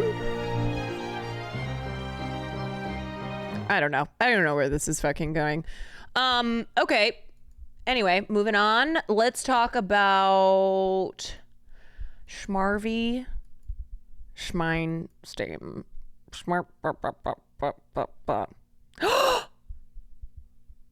What was that song? I literally typed in inspirational piano music into Spotify. I think that's exactly what that sounds like. Inspirational Spotify music. I just remembered Hassan has an audition tomorrow. Shit. My phone is dead. I was going to text him and say, I will still help you, but I know he's not going to, he doesn't care. He doesn't give shit. He's going to wing it. God damn it. This is my thing. Add this to your reel. Yeah, I will. I'm going to book a lot of jobs with that. Okay, let me pull up. What am I looking for here? Really happy news talking about Harvey Weinstein. So fun. Just keeping the good times rolling. Yeah. Well, that's so weird. I was saying that not because I read your comment in chat. Question about auditioning. When should you get an agent? Asking for my roommate. I mean, you want to get an agent as soon as you can because agents help with getting auditions. It's hard to get a good agent early on in your career. It's one of those things that unfortunately The more you book, then you bigger agencies will have interest in you. But yeah, if you can get, you want to try to get with someone early so you can get as many auditions as possible. Do you currently have an agent? I had an agent, and then I switched to having a manager, and then I took a hiatus, but now I'm back, sort of. After I booked that role, I was like, I think I'm back, but now I feel as if I have less time than I had before. So I don't think I'm so back. Anyway, okay, I gotta fill my water up. Oh, I forgot this is still the inspirational piano music. Why? No, stop it. Please. Oh my God. Wait. This is too upbeat. I just want something background while I go.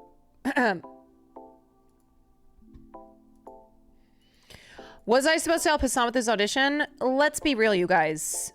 He don't give a fuck. So he wouldn't have listened to shit that I said anyway.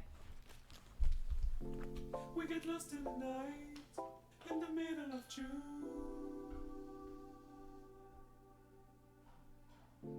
And I finally doubt that you'll die of soon. Give me your love song, baby. Give me your love. Give me your love song. Give me your love. Give me your love song. Farley is still waiting by the door.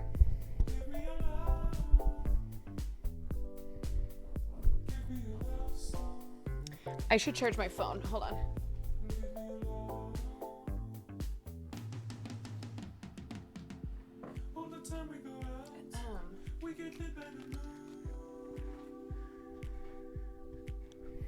Anyway, I am dying. I didn't get a chance to ask Hassan what he's auditioning for, but I need to know. No cap. I'm amateur opera singer looking to audition for pretty much anything. LOL. Would I need an agent for that? For opera singing, I don't know what you'd want to do with that.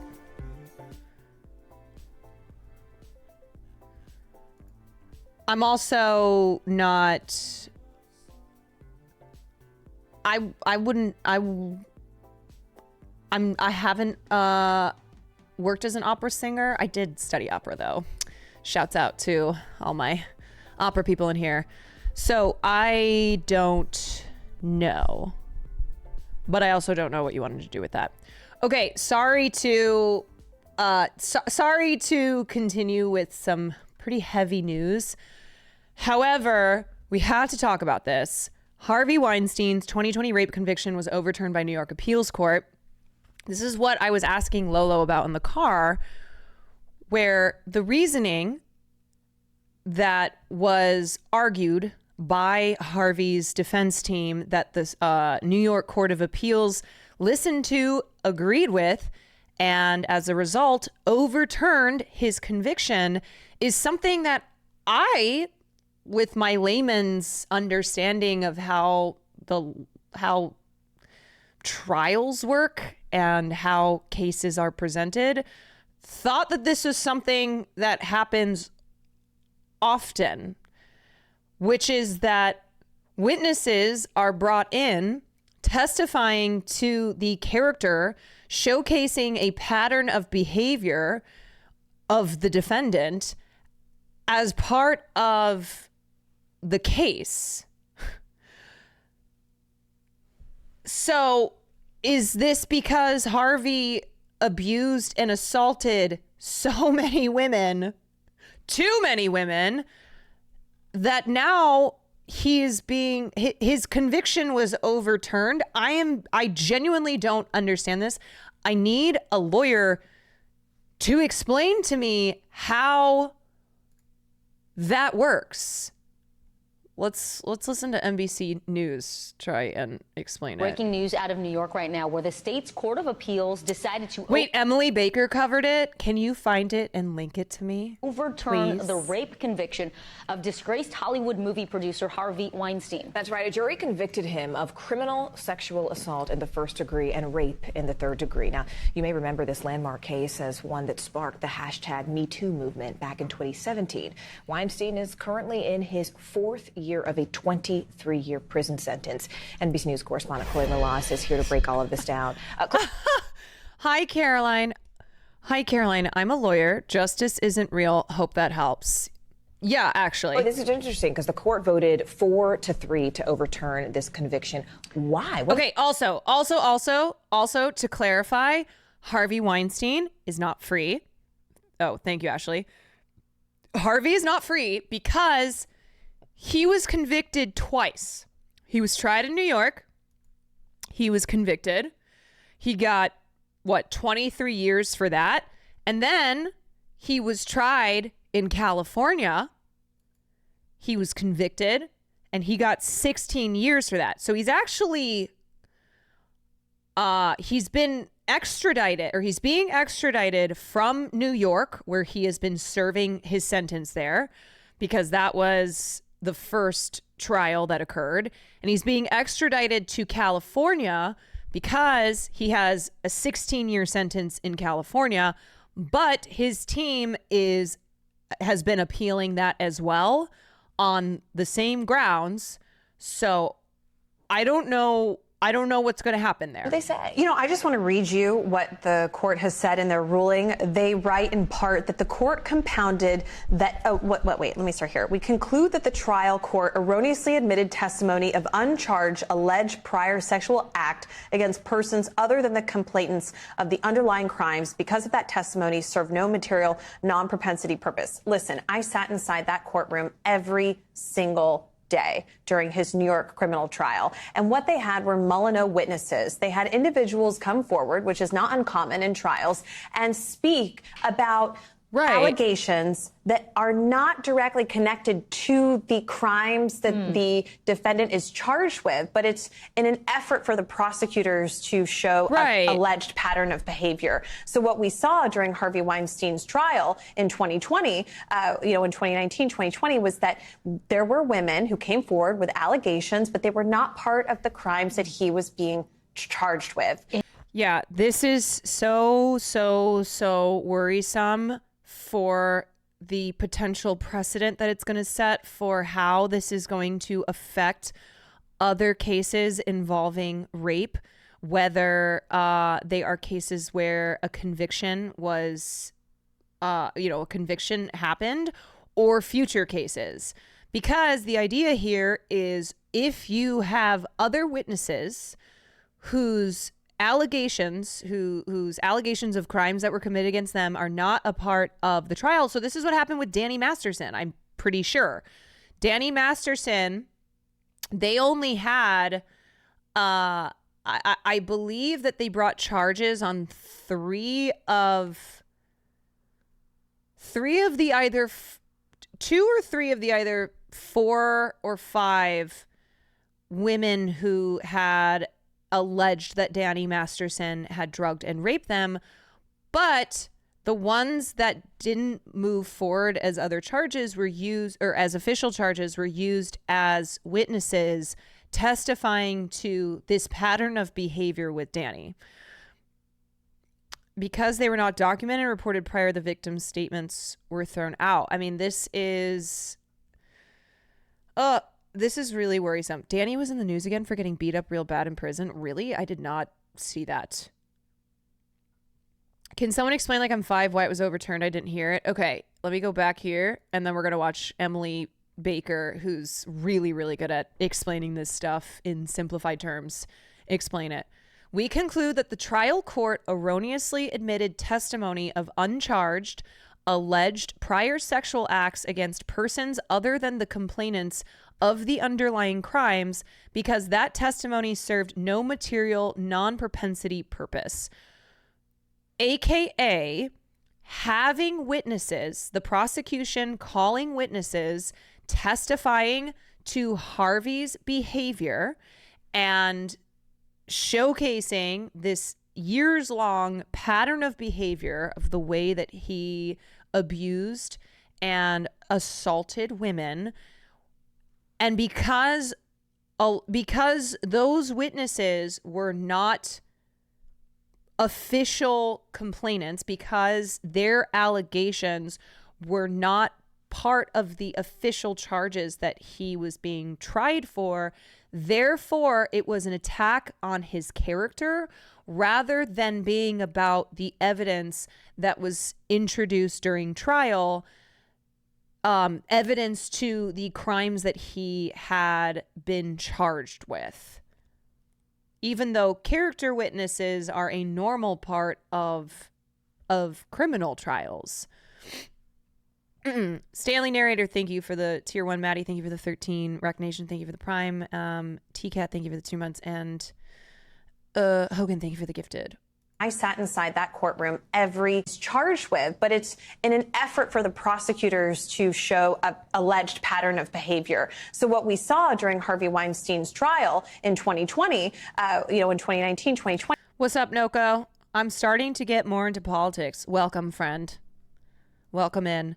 Why did it take 4 years to decide this, though? I mean, look, legal stuff takes a long time. Harvey was... the allegations were made in 2017. In 2018, he was officially charged. 2020 was when he was convicted and started serving his sentence, I'm pretty sure. And then immediately after he was convicted, his legal team appealed. Shit just takes a while. Was that there were women who came forward with allegations, but they were not part of the crimes that he was being charged with in New York. And so now you have the court overturning this conviction, saying that, what you're going to have to do is start over with an entirely new trial. Is there going to be a new trial? Someone asked. It hasn't been confirmed. As of right now, conviction's been overturned. There's no news or date set for another trial. So who's to say?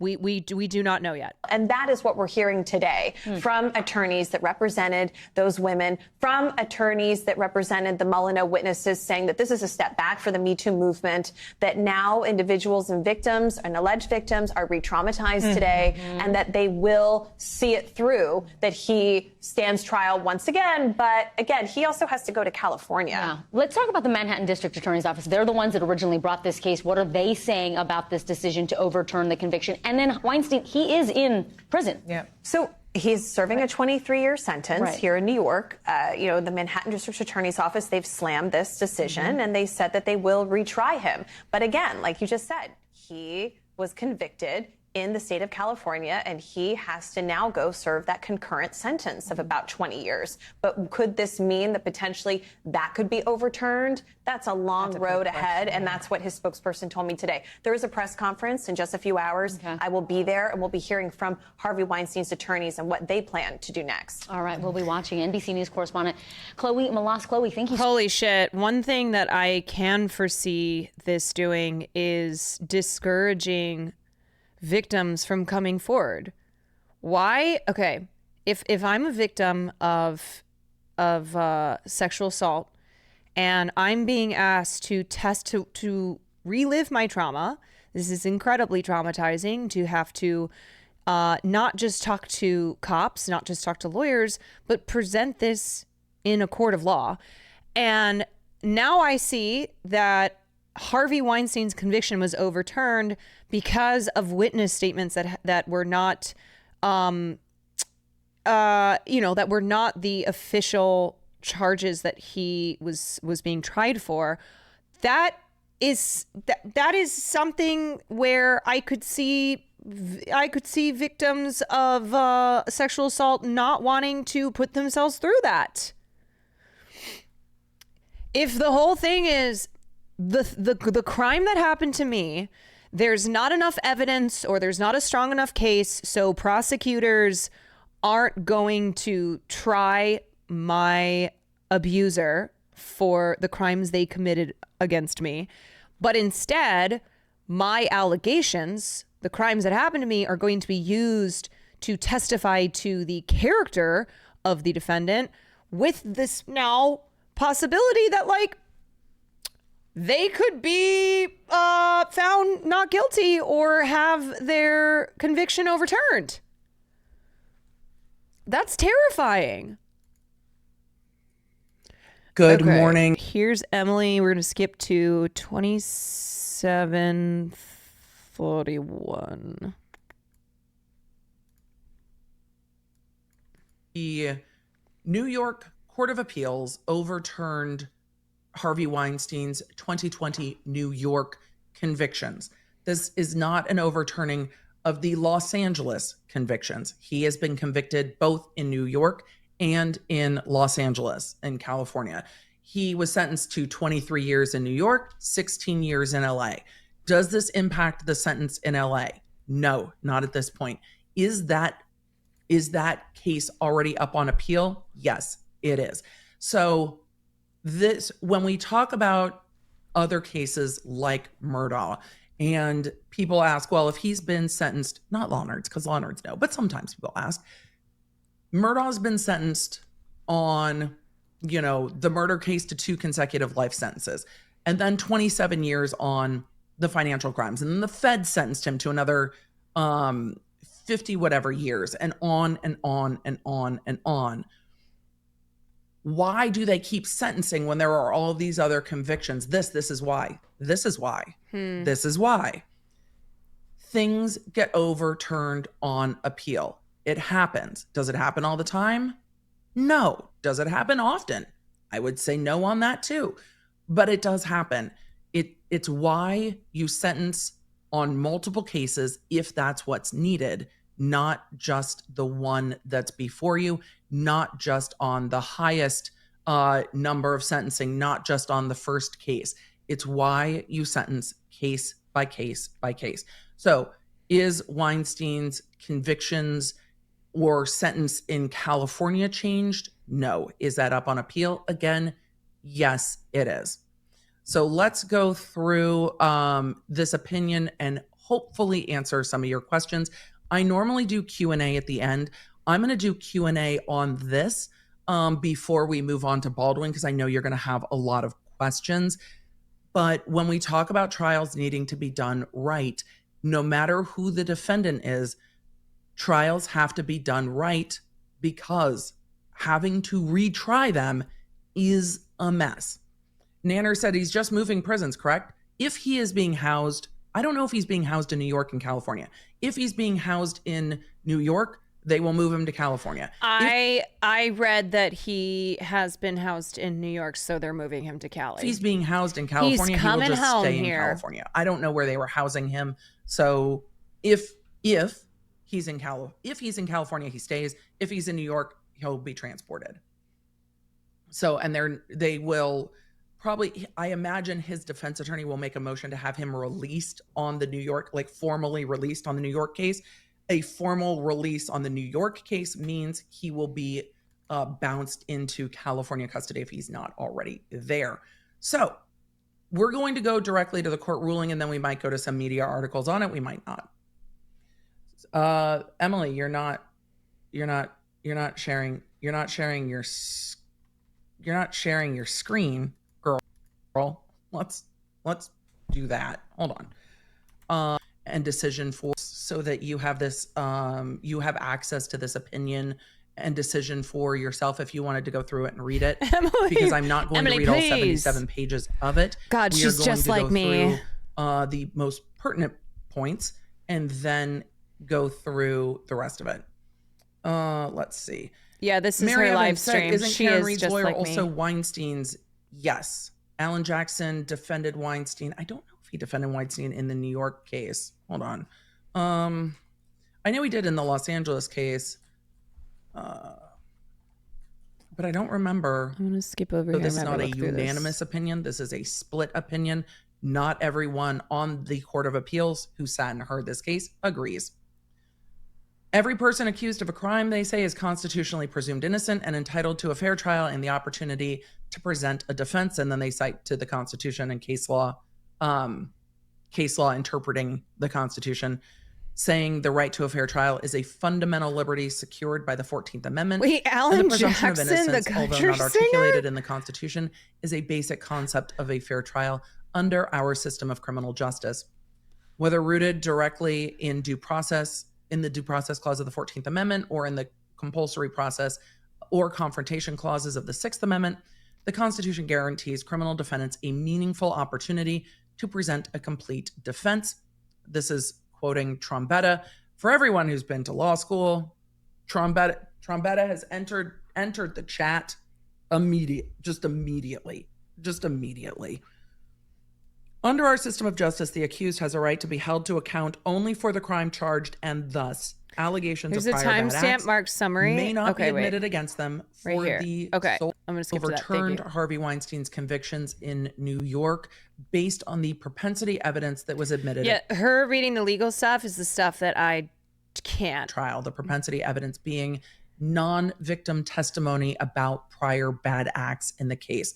The majority opinion found that the evidence did not have a proper purpose. There was no reason that that evidence was admitted other than to show that because he had done something before, he had a propensity to do it again, which is in violation of not just the case law in New York, but a violation of the rules of evidence and they say the long history of the case law in New York. Remember, different jurisdictions have different rules to deal with particularly propensity evidence in sexual assault cases. Jurisdictions vary widely on that. And if the legislature is like, hey, what is California doing with propensity evidence here? They can shift that. So in New York, the district attorney will have to choose whether or not they will retry this case, which means if they do, the victims will have to testify again at a retrial. Oh, man. His conviction in California is up on appeal. Remember, the conviction in California was a split conviction. Some of the counts in California were hung. Some of the counts in California were convicted on the retrial. So the first time he was not acquitted. The first time in California, it was hung on all counts. The second trial in California was convicted on some of the counts, hung on some of the counts.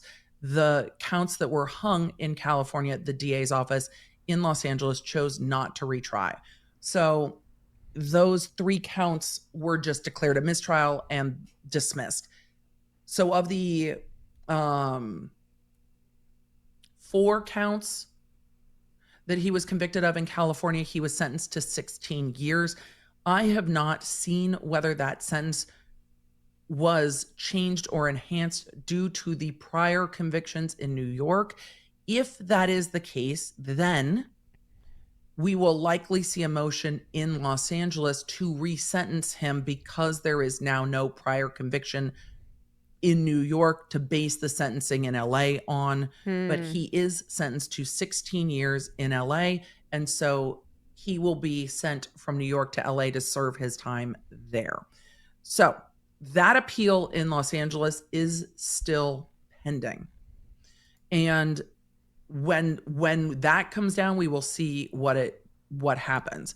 One of the victims in the LA case who the jury hung on, which means they couldn't decide whether to convict or acquit on that count, was one of the propensity witnesses in New York.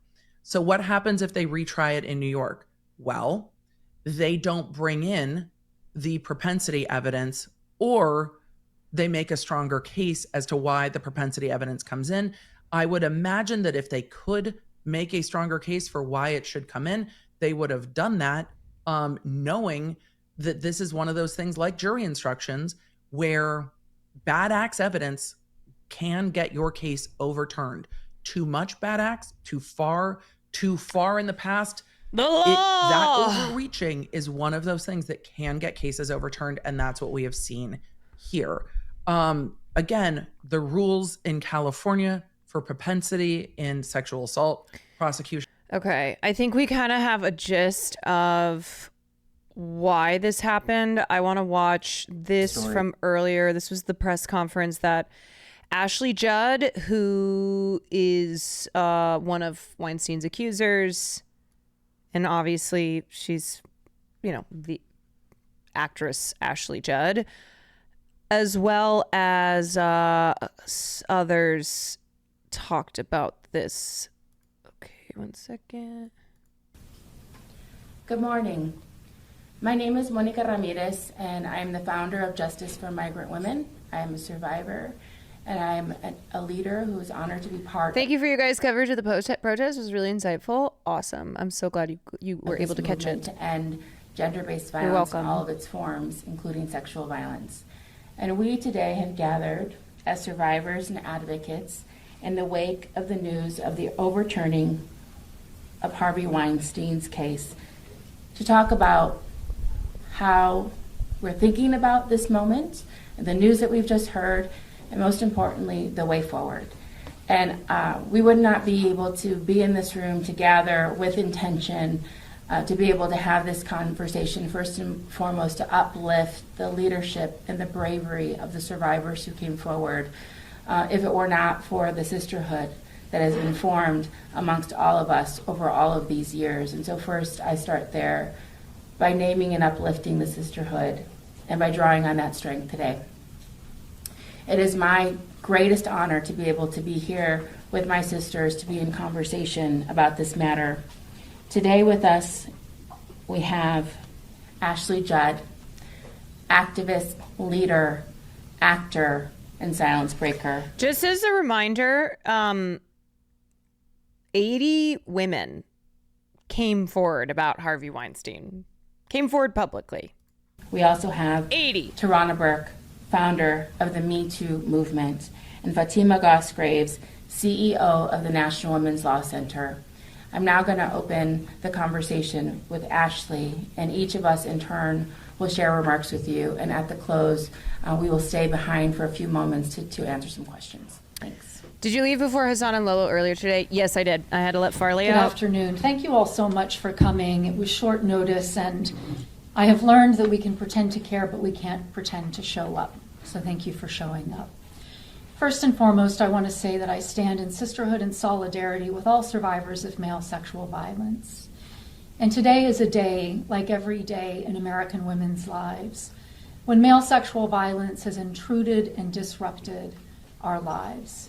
There I am, planning to get my backcountry camping site reservations in Yellowstone National Park, for which I'm very excited. And I get the news from Jodi Kantor of the New York Times that 4 judges at New York's court have voted to overturn Harvey Weinstein's sexual crimes conviction. Also, another reminder, one of the reasons that Harvey went after famous women, namely Gwyneth Paltrow, even though Gwyneth Paltrow says she turned him down or that she stayed away from him, is because he would then use their names as a way to bully and force other actresses into sleeping with him. So Harvey had, there was a variety of things that he did that were monstrous. He was charged on actual counts of rape. There are women who accused him of just point blank rape.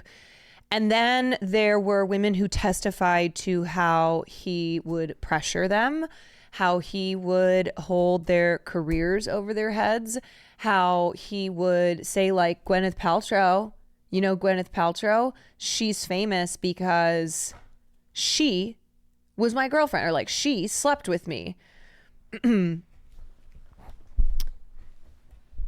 So there were, like, I remember when I started working in nightclubs, this was end of 2016. And then in 2017 is when allegations started coming out about Harvey Weinstein.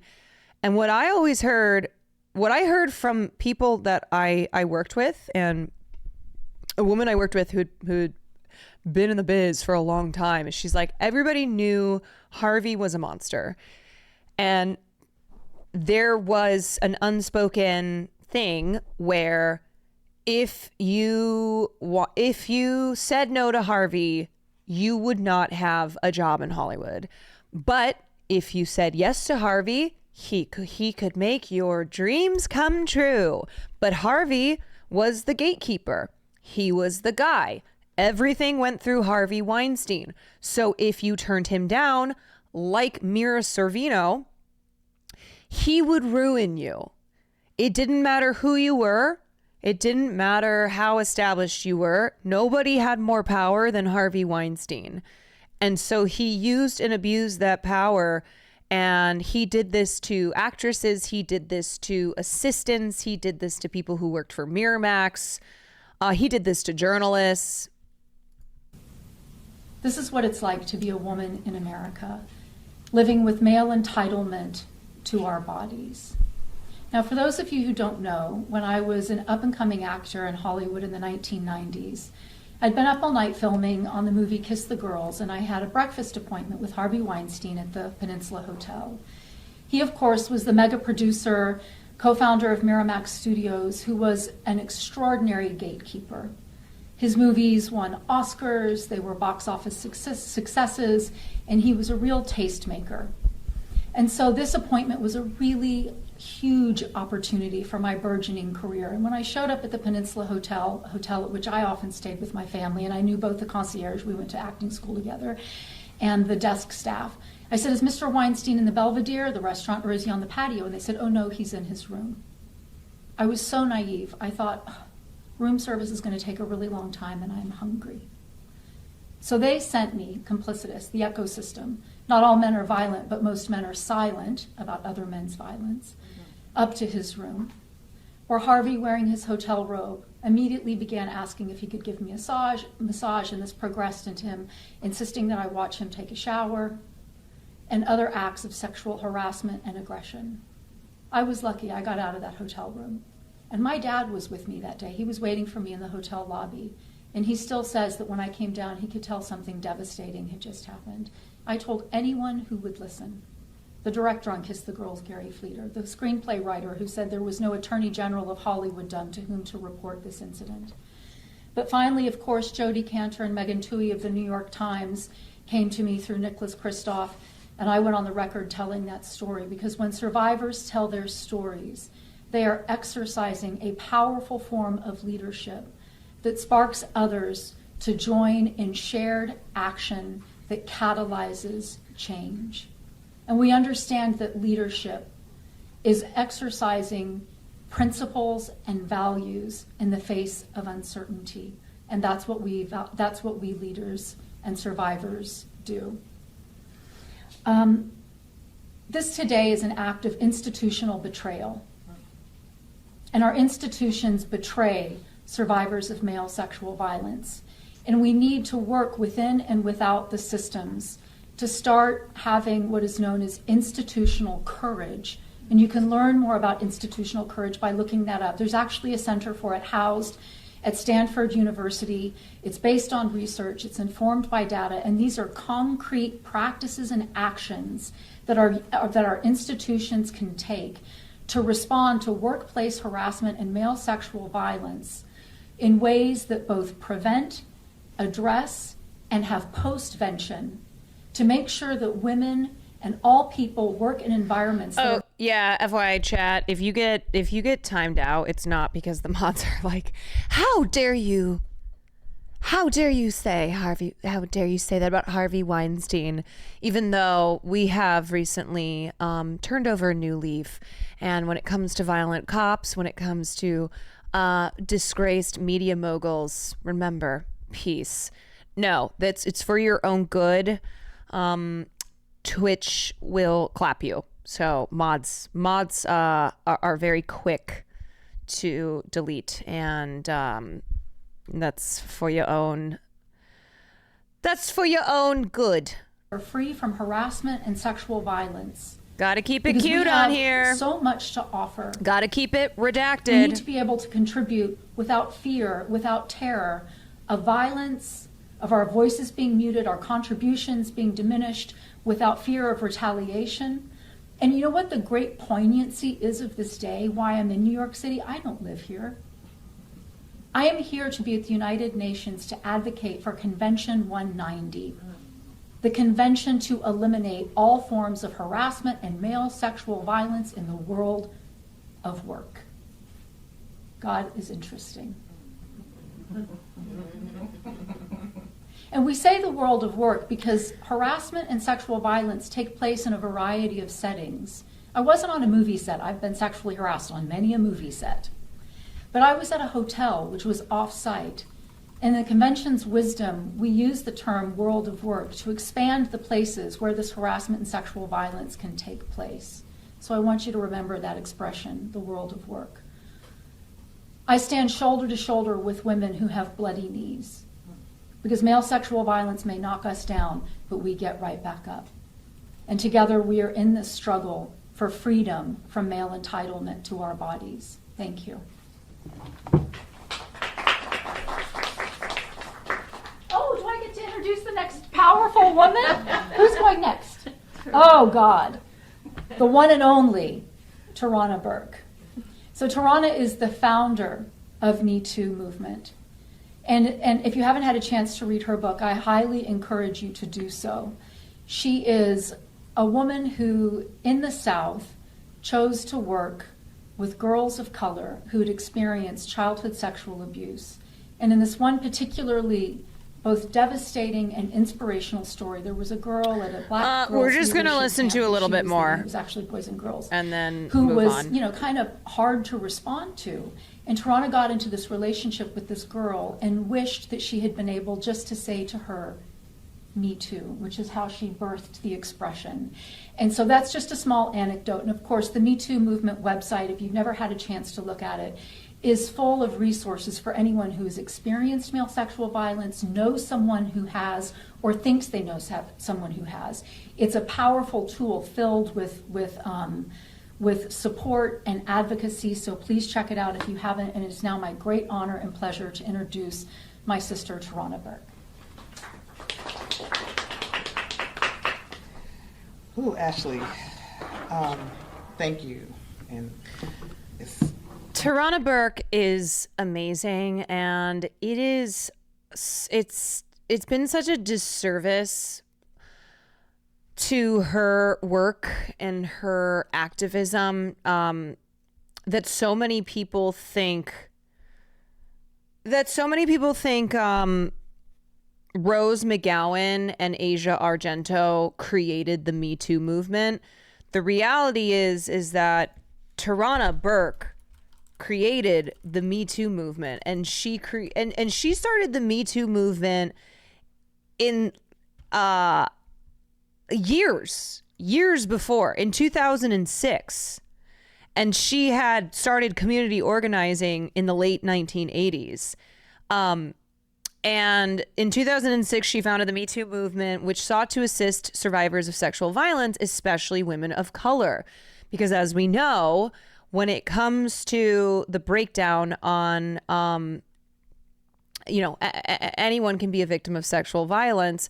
But when it comes to victims who are believed and who are taken seriously, when women of color often are, the crimes against them are cast to the side, and they are seen as undesirable and unimportant in society. And so Tarana Burke created the Me Too movement in 2006 as a way to address not just sexual violence, but specifically sexual violence against women of color who didn't have, who didn't have advocacy. Also, Asia Argento's a pedo, so it's doubly insulting. Yes, it is. Asia Argento should not be associated with the Me Too movement. I am really glad that Tarana Burke is here talking at this press conference after after his conviction was overturned, because when the Me Too movement in Hollywood, when the Me Too movement of 2017 started, Tarana Burke's name and work got lost in the mix, and she is the founder of the Me Too movement, started it 11 years before Rose McGowan and Asia Argento spearheaded Me Too in Hollywood. Almost hard to come up and speak. Nick Mullen has a super funny bit about that. Wait, a bit about a bit about Me Too being credited to white actresses. After you, I'm so moved. My name is Tarana Burke. I am also a survivor and founder and leader, and want to first say thank you to all of my fellow survivors and leaders in the room. As you obviously know, we pulled this together very quickly because we thought it important to be very vocal, swiftly in this moment. We are devastated for the survivors who are connected to this case and the survivors who had found some solace and catharsis in the original verdict around Harvey Weinstein.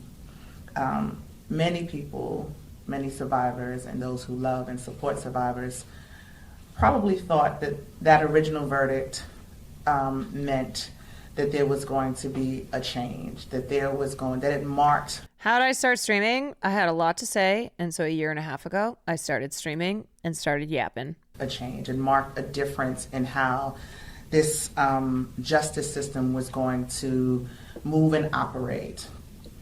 And I think that we felt, and a lot of us felt, that we were on a road to seeing a different America.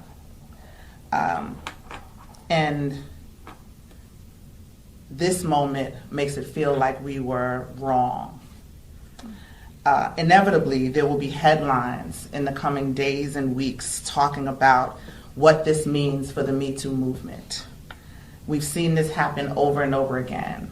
There is a court case that comes out and says, Cosby has been released and the Me Too movement is over. And then there's another court case that says E. Jean Carroll has won. And they say the Me Too movement is back. So I want to be clear that this moment and this decision actually means that we have a movement. Mm-hmm. It means we have a movement. 10 years ago, we could not get a man like Harvey Weinstein into a courtroom. Mm-hmm. Yeah, and true. You need to be clear about that. A man as powerful and as far-reaching as a Harvey Weinstein, as Ashley just described, you could not get him into a courtroom. And we need to acknowledge that. We also need to understand that the legal system has never served survivors in this country. Carceral solutions won't save us. What's the name of the woman speaking again? This is Tarana Burke. And we need to understand that.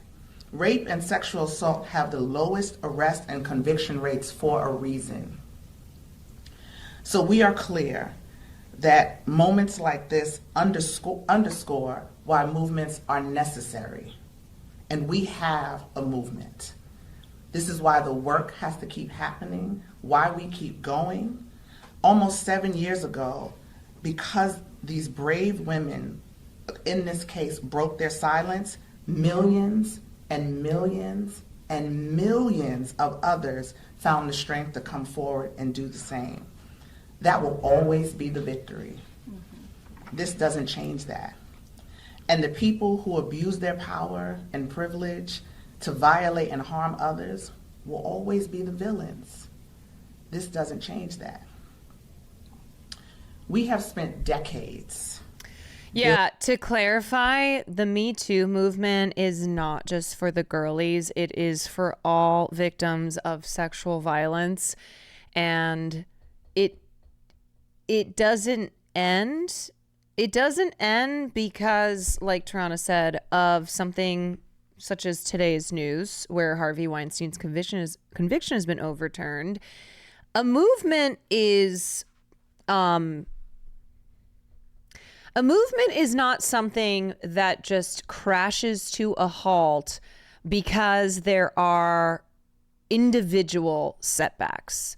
What Me Too did, and again, the Me Too movement was founded in 2006. Unfortunately, it didn't get traction until notable white actresses came forward, and it's great that this happened in 2017, but it also speaks to why Tarana Burke started this in the first place. And in 2017 is when Me Too exploded, and all victims of sexual violence, men, women, young, old, NBs, came out and started telling their stories. So that is the movement there. That is still what's going on. Stuff like I hate mentioning Quiet on Set now because of all the shit that has come out about Quiet on Set. We went into this a couple days ago, but just shady shit the producers did. But the point being, stories like Quiet on Set, which then you've seen its own domino effect from that, of more former child stars speaking out about the abuse that they faced as children. That's all part of the same movement. That is, it's exposing this culture of abusing power, of of course, women are sexual. Women can sexually abuse as well, but it is primarily dominated. The perpetrators are men because of this patriarchal society that we live in. So this is all connected. And even though the focus had been on Hollywood, and when we talk about these stories and when documentaries like Quiet on Set are made, it's exposing the abuse and sexual violence that's occurring in Hollywood just because of how visible it is and how much of a spotlight, no pun intended, is on Hollywood. People who were talking about this in every facet of society, whether you work at McDonald's, whether you work at a Fortune 500 company, whether this is something that happened to you from a family member. It's about taking power back from abusers and holding them accountable and trying to change the culture in our society here, which is a culture that silences victims and that and that allows abusers to run amok and not be held accountable. Me Too forever changed the culture consciousness around the essay. It's tragic that this specific case was overturned, but its effects will live on. Yeah. Will the Quiet on Stuff set that you talked about be released on your YouTube? I miss a lot of the streams, so I'm out of the loop. Maybe. That's actually not a bad idea for a YouTube video. A survivor justice movement. Well before 2017, well before Me Too went viral, we have spent decades building this movement. 7 years ago, we got big momentum when the hashtag went viral. There have always been ups and downs. There have always been changes. There have always been moments where we had the Anita Hill moment, right? We ride the wave when we have big moments, and when we have low moments, we get low and we get dirty and we do what we have to do. We get in the trenches and we do our work. I love listening to her speak. To do that. If this is your first time being introduced to Tarana Burke, she's incredible. Please go watch more videos of her talking. She's just so awesome. The outcome of this case doesn't change. Go read her work. We also stand with resolve and resilience. We will always stand with resolve and resilience. I really want to reiterate over and over again, because I am preparing myself for the onslaught of what does this mean for the Me Too She wrote a memoir.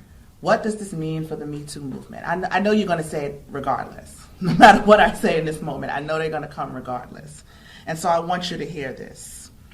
This is not a blow to the movement. It is a clarion call. And we are prepared to answer that call. Thank you. Amazing. Okie doke. Well, guys,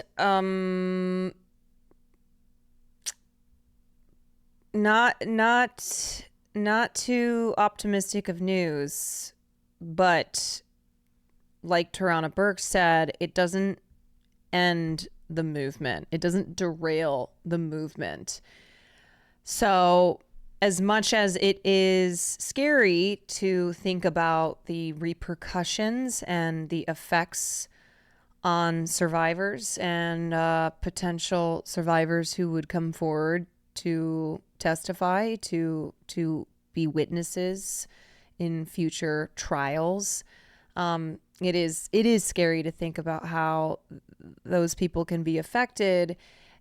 It's really important not to get all doomer and be like, it's over, all this work for nothing. No way. No, Harvey Weinstein is one guy, and also it's not like he's walking around on the streets free to do what he did for so long.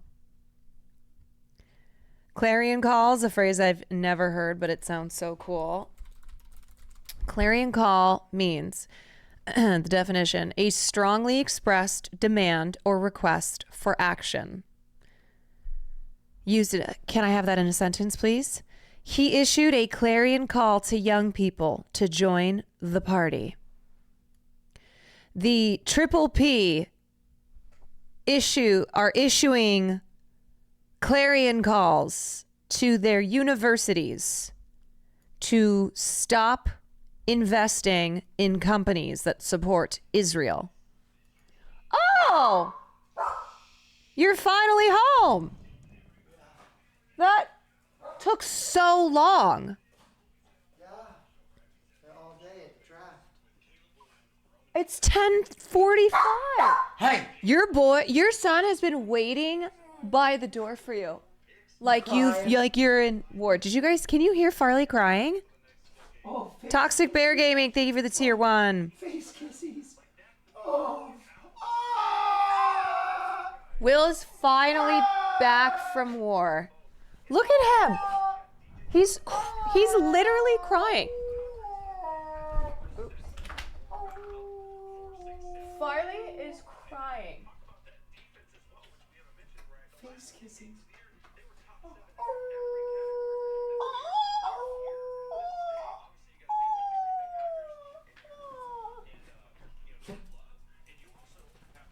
By the way, I think he had been left alone for maybe 2 hours. I went to the UCLA protest today with Hassan and Lolo. You left our boy?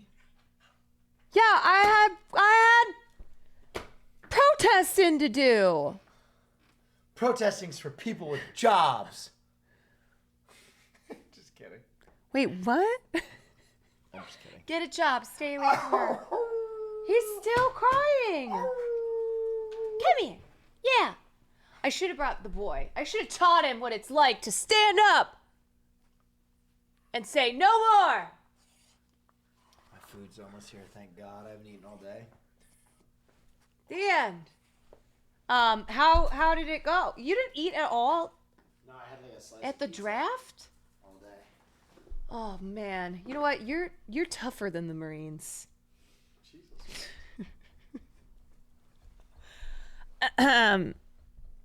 Anyway, let's see what time it is. 3. It's 3 o'clock. No, it's 10:50. Let's oh, actually, I know what I want to watch. Hold on. I don't know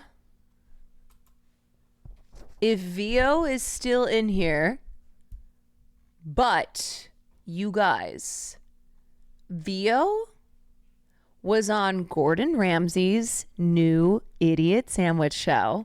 I knew this a long time ago. I knew before all y'all. Do you guys remember when we were talking about Gordon Ramsay, and I said, I have a friend who's on the Gordon Ramsay show, and I'm not going to tell you who it was, but just know that I know somebody. Let me pull up. Hold on. Where's the fucking YouTube link? Actually, I can just go to YouTube myself. Idiot sandwich. Gordon Ramsay. They finally posted it. I think this is it. Yeah, it's only 10 minutes. Okay, I'm so excited. I'm so excited to watch this because we love Gordon Ramsay here on the stream. Like a lot of other streamers, we have watched many a Gordon Ramsay show, and Vio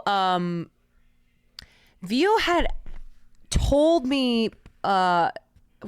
I'm trying to remember exactly what advice she was looking for, and the reason why I was one of the first people that she informed that she had been cast onto the Gordon Ramsay show. I think she was like, how should I be? What should I do? And I said, honestly, be yourself. It's like with streaming. You'll be an exaggerated version. You'll be, you'll be performing, but otherwise, be your gremlin self.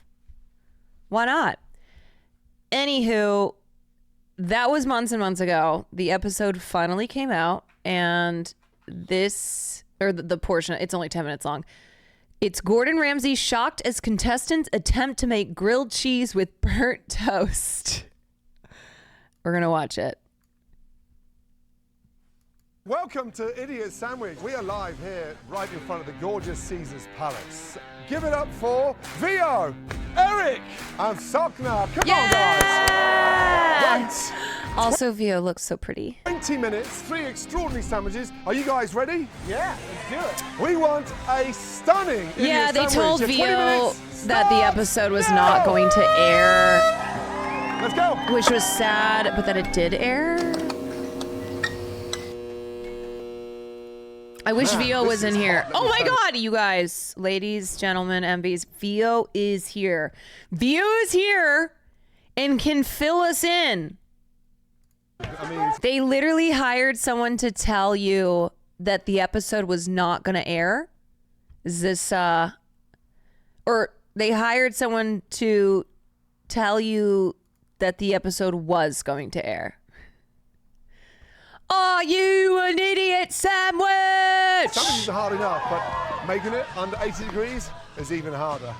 Right, Eric, you good? Yes. Yeah. I'm on just the bread. I'm already. Vio, do you have any intel on these other contestants? Why are you throwing my sandwich? What are you doing to my sandwich? Go ahead. Get a proper slice of bread, you donut. Come on, man. Donut! I need mayo. Yeah. That's fine. I'll just do other things. You don't have mayo?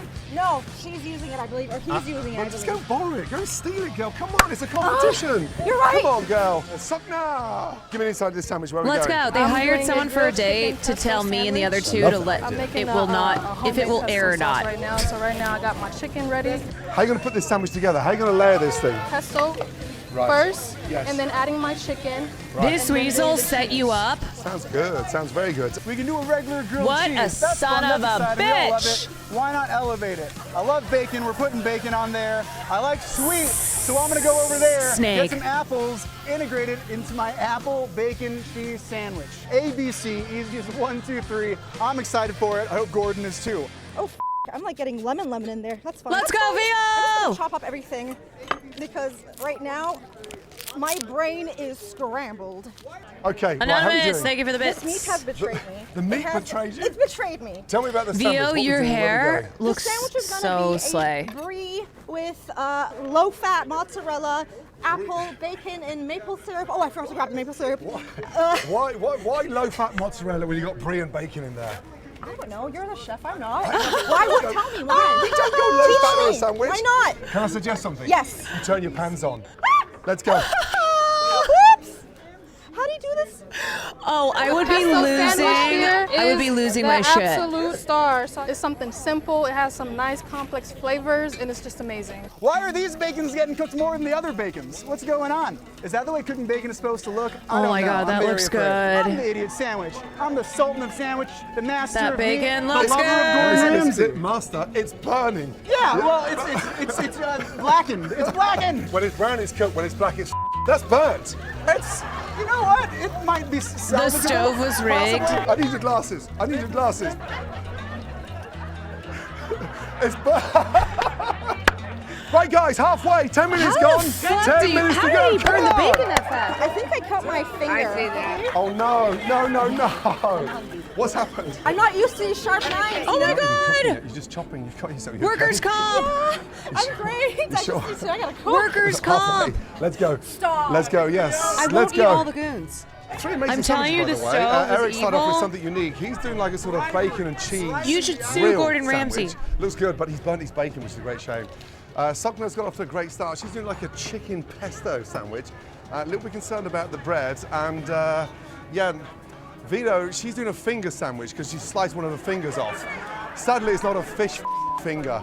These bacons are destroyed. They're burnt. I think I just have time and enough bacon to make one grilled cheese. These so goons we're gonna aren't try good. that You don't right want now. them. I'm not gonna be using bacon. It's gonna take way too long to do. I gotta improvise. It's fine. We're gonna flap this He shit ate on. your blood. Boom, boom, boom. Yo, you do. You fed Gordon. Wait, that's leaking. Sorry. You want lard? Yes, please. Okay, this is yours. You can have. Do we have rice? No. Can I have one more goon? I've only had one. I only had one. Vio fed Gordon Ramsay blood. Well, you're staying the I'm most looking for my composed. mayo. What are you looking for? I'm looking for my mayo. I grabbed my mayo. Mayo. Here we go. There we Gordon go. Ramsay. There we go, girl. Soft You're on gonna start Vio's toasting that Yes, bread? yes. That's a great colour on that chicken, by the way. Thank you. Really good colour. Love that. Oh man, I don't know if this is gonna work. Ah! Why? Yo. One of my sandwich is burnt, but I might be able to hide that mistake. I don't think I will. That's so funny. Girl, we are back. I got this. I got this. I am cooking the cheese or the thing already. Are you helping me? You're the best. Of course I'm going to help you, Oh girl. my God. There's a little bit of colour on there, right? So I'm cooking apples real quick. That's not the cooked elements. I'm going to cook it in maple syrup because I want it to be sweet. Right. With the cheese and brie. And Let's go, everything else. Vio. Gotcha. How many layers in this Pistachio. sandwich? Eric got ignored by Gordo. I was supposed to Feels be more, bad, but man. We'll see. I'm improvising at this point. Should we turn that on? That's what I'm figuring out. Feels bad. That will help. That will help. Let's go. 5 minutes to go, guys. 5 minutes to go. Okay, I'm not being neat anymore. We got to get some sandwiches going. Yeah, babe. That's it. Ah, it's so hot though. Not that Terrible, I've seen. it's burning. Ah, I am improvising. Was I gonna do this earlier? No. Am I ain't doing seen it now? nothing. Yes. Right. My man, how are we doing? Not good. Oh my God. Is that it? This poor fucker. Eric. We made it to a place. Poor that isn't where I Eric. wanted it to be. Yeah, but we've still got 4.5 minutes. 4.5 minutes. You can hear me scream in the background. Oh my goodness me. Right, Vio's a little Wait, bit Mike was behind there? now. I Mike asked her was one screaming, sandwich, "Turn it looks on like the she's cooking the stove." whole Vegas on that tray. Eric, well, he started off well. But got a Wait, bit excited. I wanna It's now see burnt. Mike. Honestly, it's charcoal, Eric. Charcoal. Let's go. That is 3 fucking minutes to funny. go. Last 3 minutes. Oh my God. Oh my God. I'm taking a risk. I'm using the burnt bacon. Hopefully Gordon doesn't notice. I don't have any time to make more bacon. I feel like if I take off this part, No, she wouldn't have. it might not be as bad. Slow start for Stockton, but she's pulled it back right now. I love the idea of the mayonnaise on the bread. That's going to caramelize and that beautiful. Yeah, tray. Vio for Master And, Baker. Yeah, Vio, she's running behind again. Do you guys like how clean my workstation is? I don't think Gordon would be very impressed. Gordon, do you like my cleanliness? No. Okay, thank Shocking. you. Let's go, my man. Round just- two. he I hope just it's keeps working. I hope it's ignoring him. working. We got this. I didn't even. Why is it so? It's the stove, obviously. It's not you. It's the stove. It's seasoning. Girl, what? Oh, I was hoping you would see that. Wouldn't I see think it. they sabotage your guys' Do not stoves. touch that. Jesus Christ. You're going to kill somebody. Come on, girl. I'm very nervous. I'm just trying to put everything together last minute. If I put I think more this is pressure on the intentional pan, on the sabotage. sandwich, I think it'll. Wow, the timing is going so fast. fast. Right, Sokna, 3 minutes. Now it's looking good. Yes, chef. You gonna get that toasted or not? Yes, I'm gonna put it in the oven. Tell me what else. What we got in there? We got the chicken pesto. So pesto, mozzarella, tomatoes, onions. Okay, that does look like it's gonna be fire. Thank you, thank you. How are you gonna chef. stack this thing? I'm sorry. I'm just gonna put it all. Hold on. Yes. They also only gave us 16 minutes, but told us it was 20. 90 seconds to go, Oh. guys. Come on. Yeah, they were I go from sabotaging. 2 burn to no heat. This is horrifying. Vio, garnish it. Garnish, garnish. Yes, sir.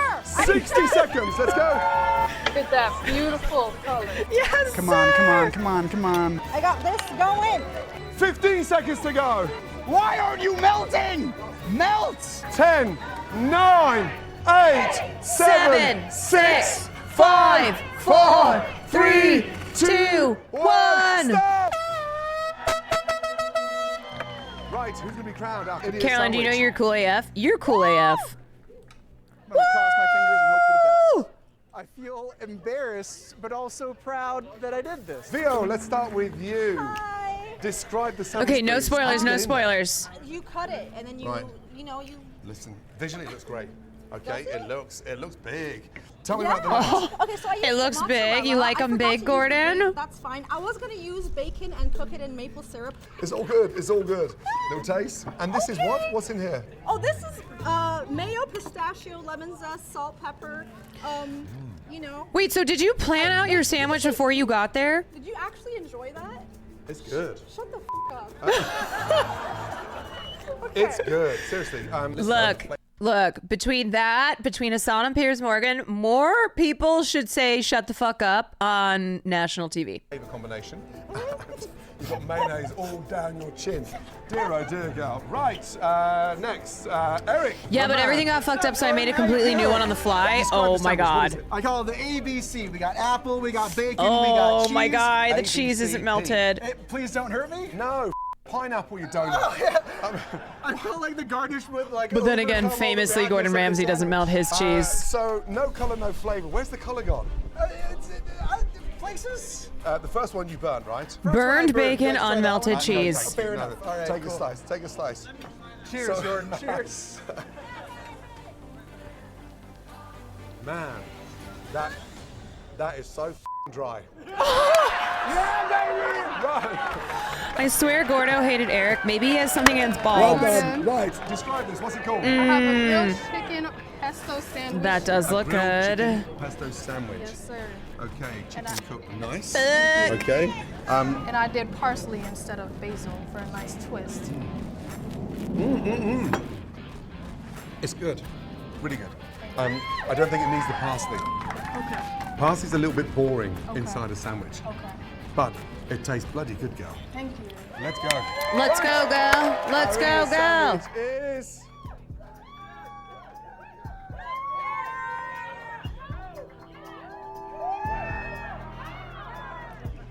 VM! What are you?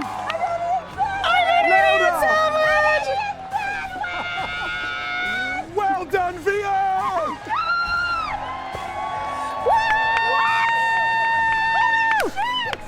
Let's fucking go! Now, show me your idiot sandwiches by using the hashtag Let's idiot fucking sandwich, and go! don't forget to subscribe. You were genuinely so shook. Right here. Hold on. Right here. VM!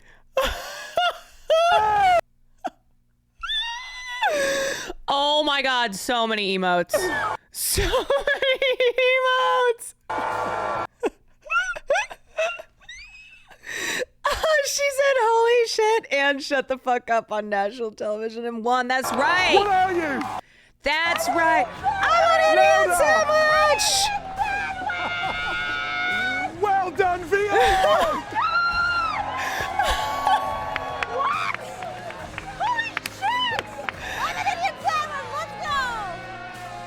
Now, show me your idiot sandwiches by using the hashtag idiot sandwich, and don't I forget like to how subscribe. idiot sandwich means you did the best job, that you won.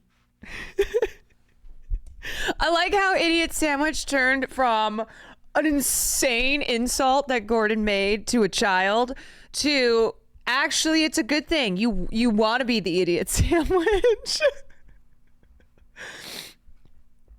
That means that you win. I want those bread mitts. So do I. I want those bread mitts so I can do that to myself. I'm an idiot sandwich. He said that to a child. Do you not know? Okay, hold on. Hold on. Idiot sandwich, Gordon Ramsay. Oh, wait, it wasn't a child. Sorry. Sorry. Fake news. It was Julie Chen. Wait a sec. Oh my God, you guys, this is what happens when I try to explain memes. I got every single fact wrong about that meme. Wait, what's the fucking famous Gordon Ramsay line that he says to a kid? What's the one? No, what is it? He's always nice to kids. No, there was, I swear, there's one line he says on Kids Master Chef or whatever the fuck it's called. Fuck, now, are you guys gaslighting me? I swear there's a Gordon. Maybe it's not. Maybe I always thought Julie Chen was a child. I mean, I know who Julie Chen is. Wait, maybe I really did always think that the idiot sandwich thing, because I always saw it like that. I'm gaslighting you guys. Oh, man. Okay. Oh, boy.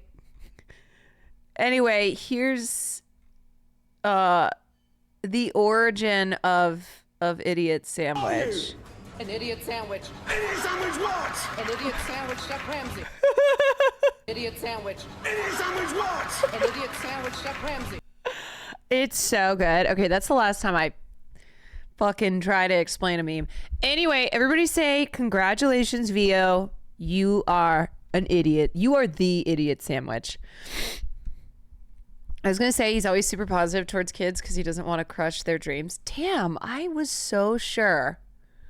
I was so sure that at some point he had been a dick to a child, but I guess not. Vio, that was so awesome. Congratulations. You are our idiot sandwich. You also said shut the fuck up and holy shit on national TV, and for that, you are rad. For that, we salute thee. Fatal Felony, thank you for the 3 months. We salute thee. Okay, I have to pee. I'll be right back. And then I think Mabe's an episode of Taskmaster? Question mark? Potential?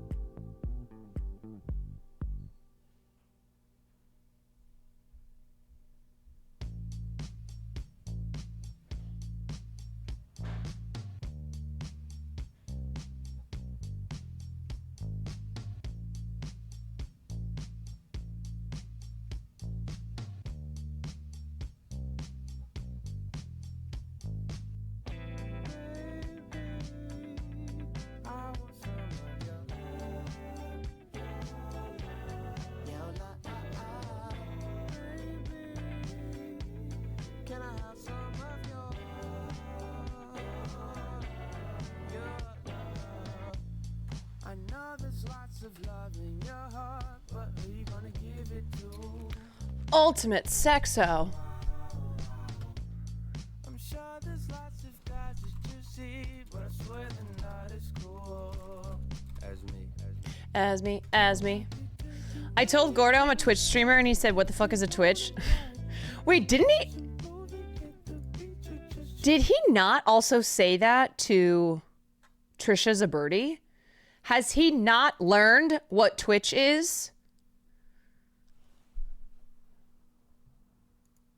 He redid his meme, or he just knows he knows what memes are, or Gordon Ramsay is a meme lord. He's a master of memes.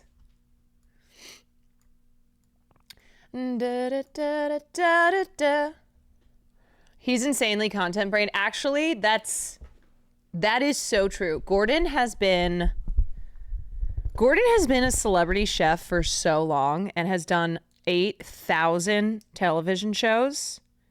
He is the king of content. He knows more about memes than I do. That's true. That's true. He's the fucking main character. He's the meme lord. He did a video with Mr. Beast. Oh, okay.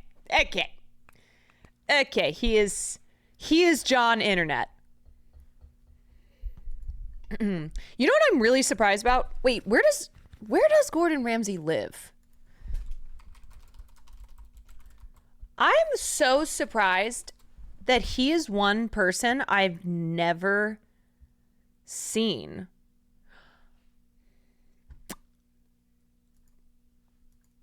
In LA. He has homes everywhere. He's got so many homes. What's this guy's name? The Curtis. Who's celebrity chef? Curtis Stone. He came in one night to the club. He was really nice.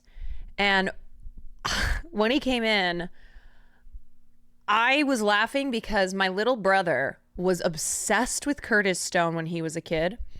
Because when I was growing up, the grocery store that we had, it was called Jewel. Anyone from Illinois? Anyone? Villa? Anybody else know Jewel Osco? Is it just Illinois, or it's got to be in other parts of the Midwest?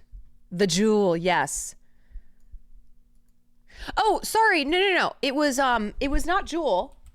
It was Hy-Vee. But maybe Curtis Stone also had a deal with okay, because I lived in Illinois and in Iowa. Curtis Stone at the local Hy-Vee where I lived in Iowa, sorry, not Jewel, my bad, had he had a partnership with them, and my little brother was obsessed with Hy-Vee Chinese food. And he would go like every day with his friends. And we didn't know this until one day we found a drawer in his bedroom. It's not going where you think it's going. And it was filled with Hy-Vee Chinese receipts. And there were over 300. And we were like, where did he get money for Hy-Vee Chinese this many times? I mean, it was about $7 for a thing of Chinese food, but still. And B, why? Why did he save all these receipts? Why was he so obsessed with Hy-Vee Chinese? Hy-Vee Chinese got me through college. And anyway, my brother made a video once of Hy-Vee Chinese because he loved it so much. And at the end of the video, it was a picture of Curtis Stone. Like, it ends on a picture of him and it says, "To our leader." To our leader, Curtis Stone. God, I wish I could find that video. I wish I could find that video and play it for you guys. Okay, I did love Hy-Vee Chinese food, but that's crazy. Yeah, it was insane. He had so many receipts, and this drawer was just filled with receipts for Hy-Vee Chinese. I don't know why. Look, who am I to judge? We love what we love. Okay, y'all, let's watch Series 3, Episode 4 of Taskmaster, a very nuanced character. About to get some white, flat, British ass, just like on Hotel Hell with Gordon. Conversion just wasn't as good. You know, if you throw a stock over a fence, it's still just the other side of the fence. Okay, hold on. I need to see what this is. Taskmaster American TV series. It was recorded in California, or it was produced for Comedy Central in 2017. Stars comedian actor Reggie Watts. in the title role of the Taskmaster in issuing simple comedic and bizarre tests to regular contestants. Jeez, I can't read. Open the schools, with Horn acting as Watt's assistant umpire during the challenges. Oh, okay, so Alex was a part of this. The contestants were Lisa Lampanelli, Freddie Highmore, I am a surgeon, Ron Funches, I never know how to say his last name, Dylan Francis, what is this fucking cast, and Kate Berlant. It premiered on April 27th, 2018. Oops, sorry, spoilers, was won by Kate Berlant. Spoilers. But I guess it sucked. Funches. Tobias Funke. Here's a clip. Get the basketball through the basketball hoop. You may not touch the basketball with your hands. You may not wear gloves or anything that could reasonably be construed to be gloves. Fastest wins. Your time starts now. Okay. I see. Could it be something else that, like, if I take, okay, well, it, I'm doing it. Okay. You mainly wanted them to place an object through a hoop, but you didn't want them to use their hands. I don't, that's the thing. It's like, it's so easy, and you see people doing it all the time using hands, and I figured you're a creative lot, and certainly there must be a workaround. So. I'm going to show you how two of these guys, each end of the row. What is Freddie doing there? I have no idea. This is so random. Let's see. No hands. He's also British. This is American. Yeah. Nope, not enough strength. Okay, let me go to my shed.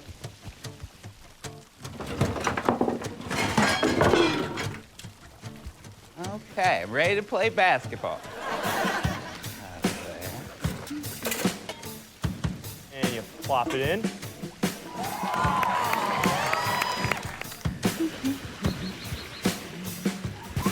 No!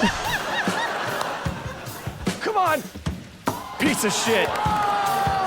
Lots of strength. Here we go, right here. Grandma shot. You okay? Game Changer by Dropout is the best version of Taskmaster in the U.S. We'll flower pot. Wait, I've heard of that show. Here we go. Daddy's home. Nice move.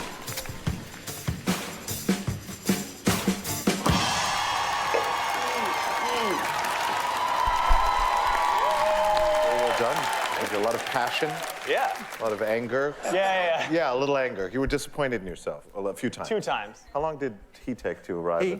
Yes, he, Dylan. Dylan Francis. Yes. Yeah, Dylan Francis, the producer and DJ. Yes, producer and DJ. Yeah, Dylan took 2 minutes and 11 seconds. It's pretty quick. Ron. Honestly, Game Changer's so good. Yeah, Highly recommend it. And a lot of the other Dropout TV shows. Level of basketball with my hands or a flower pot. So. That explains a lot. Okay, I've seen enough. Back to the OG. Well, It doesn't hit the same without the British humor. I agree. You need the British humor for these silly, ridiculous tasks. Like, it just works so perfectly. Downtown Abbey. Terrible show. They never even made it downtown or introduced the Abbey character.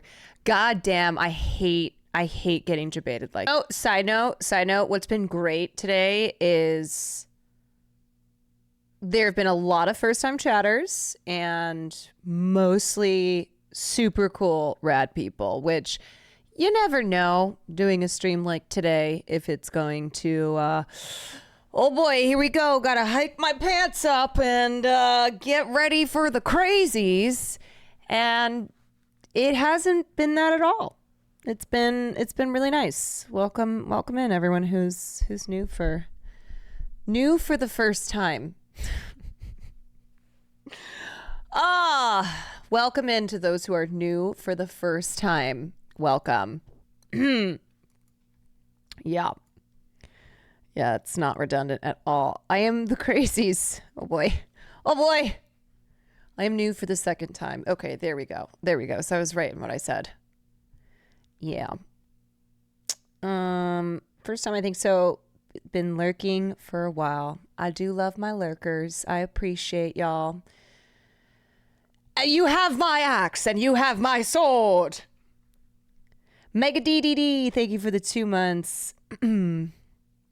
Anyway, it's been really great. I'm sad that I couldn't stay till the end of stream. What a beautiful ending the end of stream was, but I'm glad that I was able to be at the protest today for even a couple hours. Yeah, time flew by, and then got to come back here and tell y'all what it was like. And now we're watching a little Taskmaster. Might do a little gaming after, we'll see. Whiskey, thank you so much for that dono. I'm pretty sure it was, yeah, Whiskey. Sorry, for some reason it didn't show up in my Twitch activity feed, but I caught it there. Thank you. That is so generous of you. Appreciate. Lick sweaty gooch or dick cheese? What? Remember how I just gave a speech about how my first time chatters in here tonight have been so wholesome? And really just... I spoke too soon! God damn. I said this. I love the word sinister, but particularly when the word sinister is used to describe something that's not intentionally sinister. It's not like a horror movie, well, aka Sinister the horror movie, where the intent is on it being incredibly menacing and ominous. I like when it's something that is supposed to be the opposite of that, but there's something weird about it. There's something sinister about it. Yeah, maybe because they've stolen for so long that they're finally giving things out for free, but I could not get words. Questions rolling in about what I have seen or what I haven't seen. So, finished Shogun. I don't really know how I feel. Maybe my brain is broken by TV and shows like Game of Thrones. There were so many things I loved about it, but then so many things I also, it felt a little anticlimactic, felt a little let down. It was, I mean, I don't want to say too much more because the episode just came out. But anyway, anywho, I finished that. I finished Invincible, which was so good. But I thought there were going to be more episodes. The heck? Watched half of Monkey Man last night. Parts of it that I'm enjoying. A little bit too much shaky cam. It's okay. I love you, Dev Patel. It's his feature debut, so I'm going lighter on it than I would if he had made, 10 movies. What else am I watching? Oh my God! You guys, I watched this movie called The Coffee Table. Put it on 2 nights ago. 1 a.m. I don't know. I don't know why I picked this movie. It is suffering. It is pure suffering, this film. And don't watch it unless you want to suffer. There are a few films that I've seen. That is one. Also, what's the fucking Danish movie? Speak No Evil? No, Speak No Evil? Yes. Speak No Evil. That are just agonizing. Agonizing to watch. And I think I've gotten to a point where I don't want to watch movies like this anymore. It's not good for me. Where you get to the end and you just feel like you've been assaulted by your anxiety for the past 2 hours. Speak No Evil in Danish? Yes. If you've seen that movie, you know what I'm talking about. Anyway, I still need to see Civil War. I still need to. I haven't seen Abigail. I'm trying to think of the ones that people ask. Did I see When Evil Lurks? Yeah. Yep. Speak No Evil is already getting a remake. Why? Who's remaking that film? Why?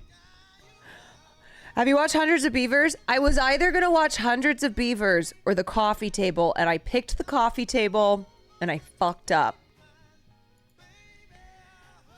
I shouldn't have done that. I was a fool. Honey, honey,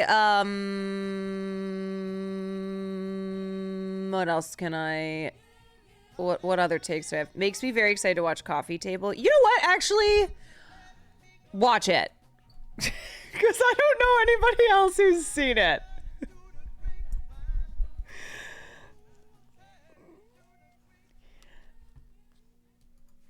So, why don't you watch it? And then let me know. Let me know what your thoughts are. Okay, so listen up. I said maybe I would game, and I'm not gonna game because I'm pretty tired. I didn't realize it's already past midnight, and that's because I didn't start streaming till 7:30. That's because I went to protest at UCLA today. I know, but remember, promises made, promises kept. I didn't promise gaming. And here's the other thing. Tomorrow I'm 100% gaming because I'm playing Dead Island 2. So tomorrow I'm going to be live at 5. I'm going to go live at 5. I'll be live for about 2 hours. I'm going to play Dead Island 2. And then probably just keep it gaming. Because I don't know how to like game and then go to something else. Usually once I get to gaming, I'm in the gaming mindset.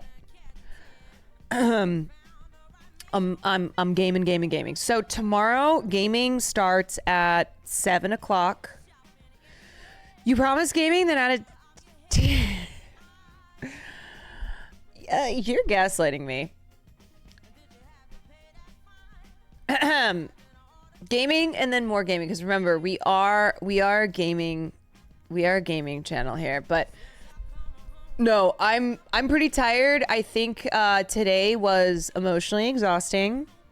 Like I said, I stepped into the encampment, had been there for all of 10 seconds and started crying. It's been very emotional.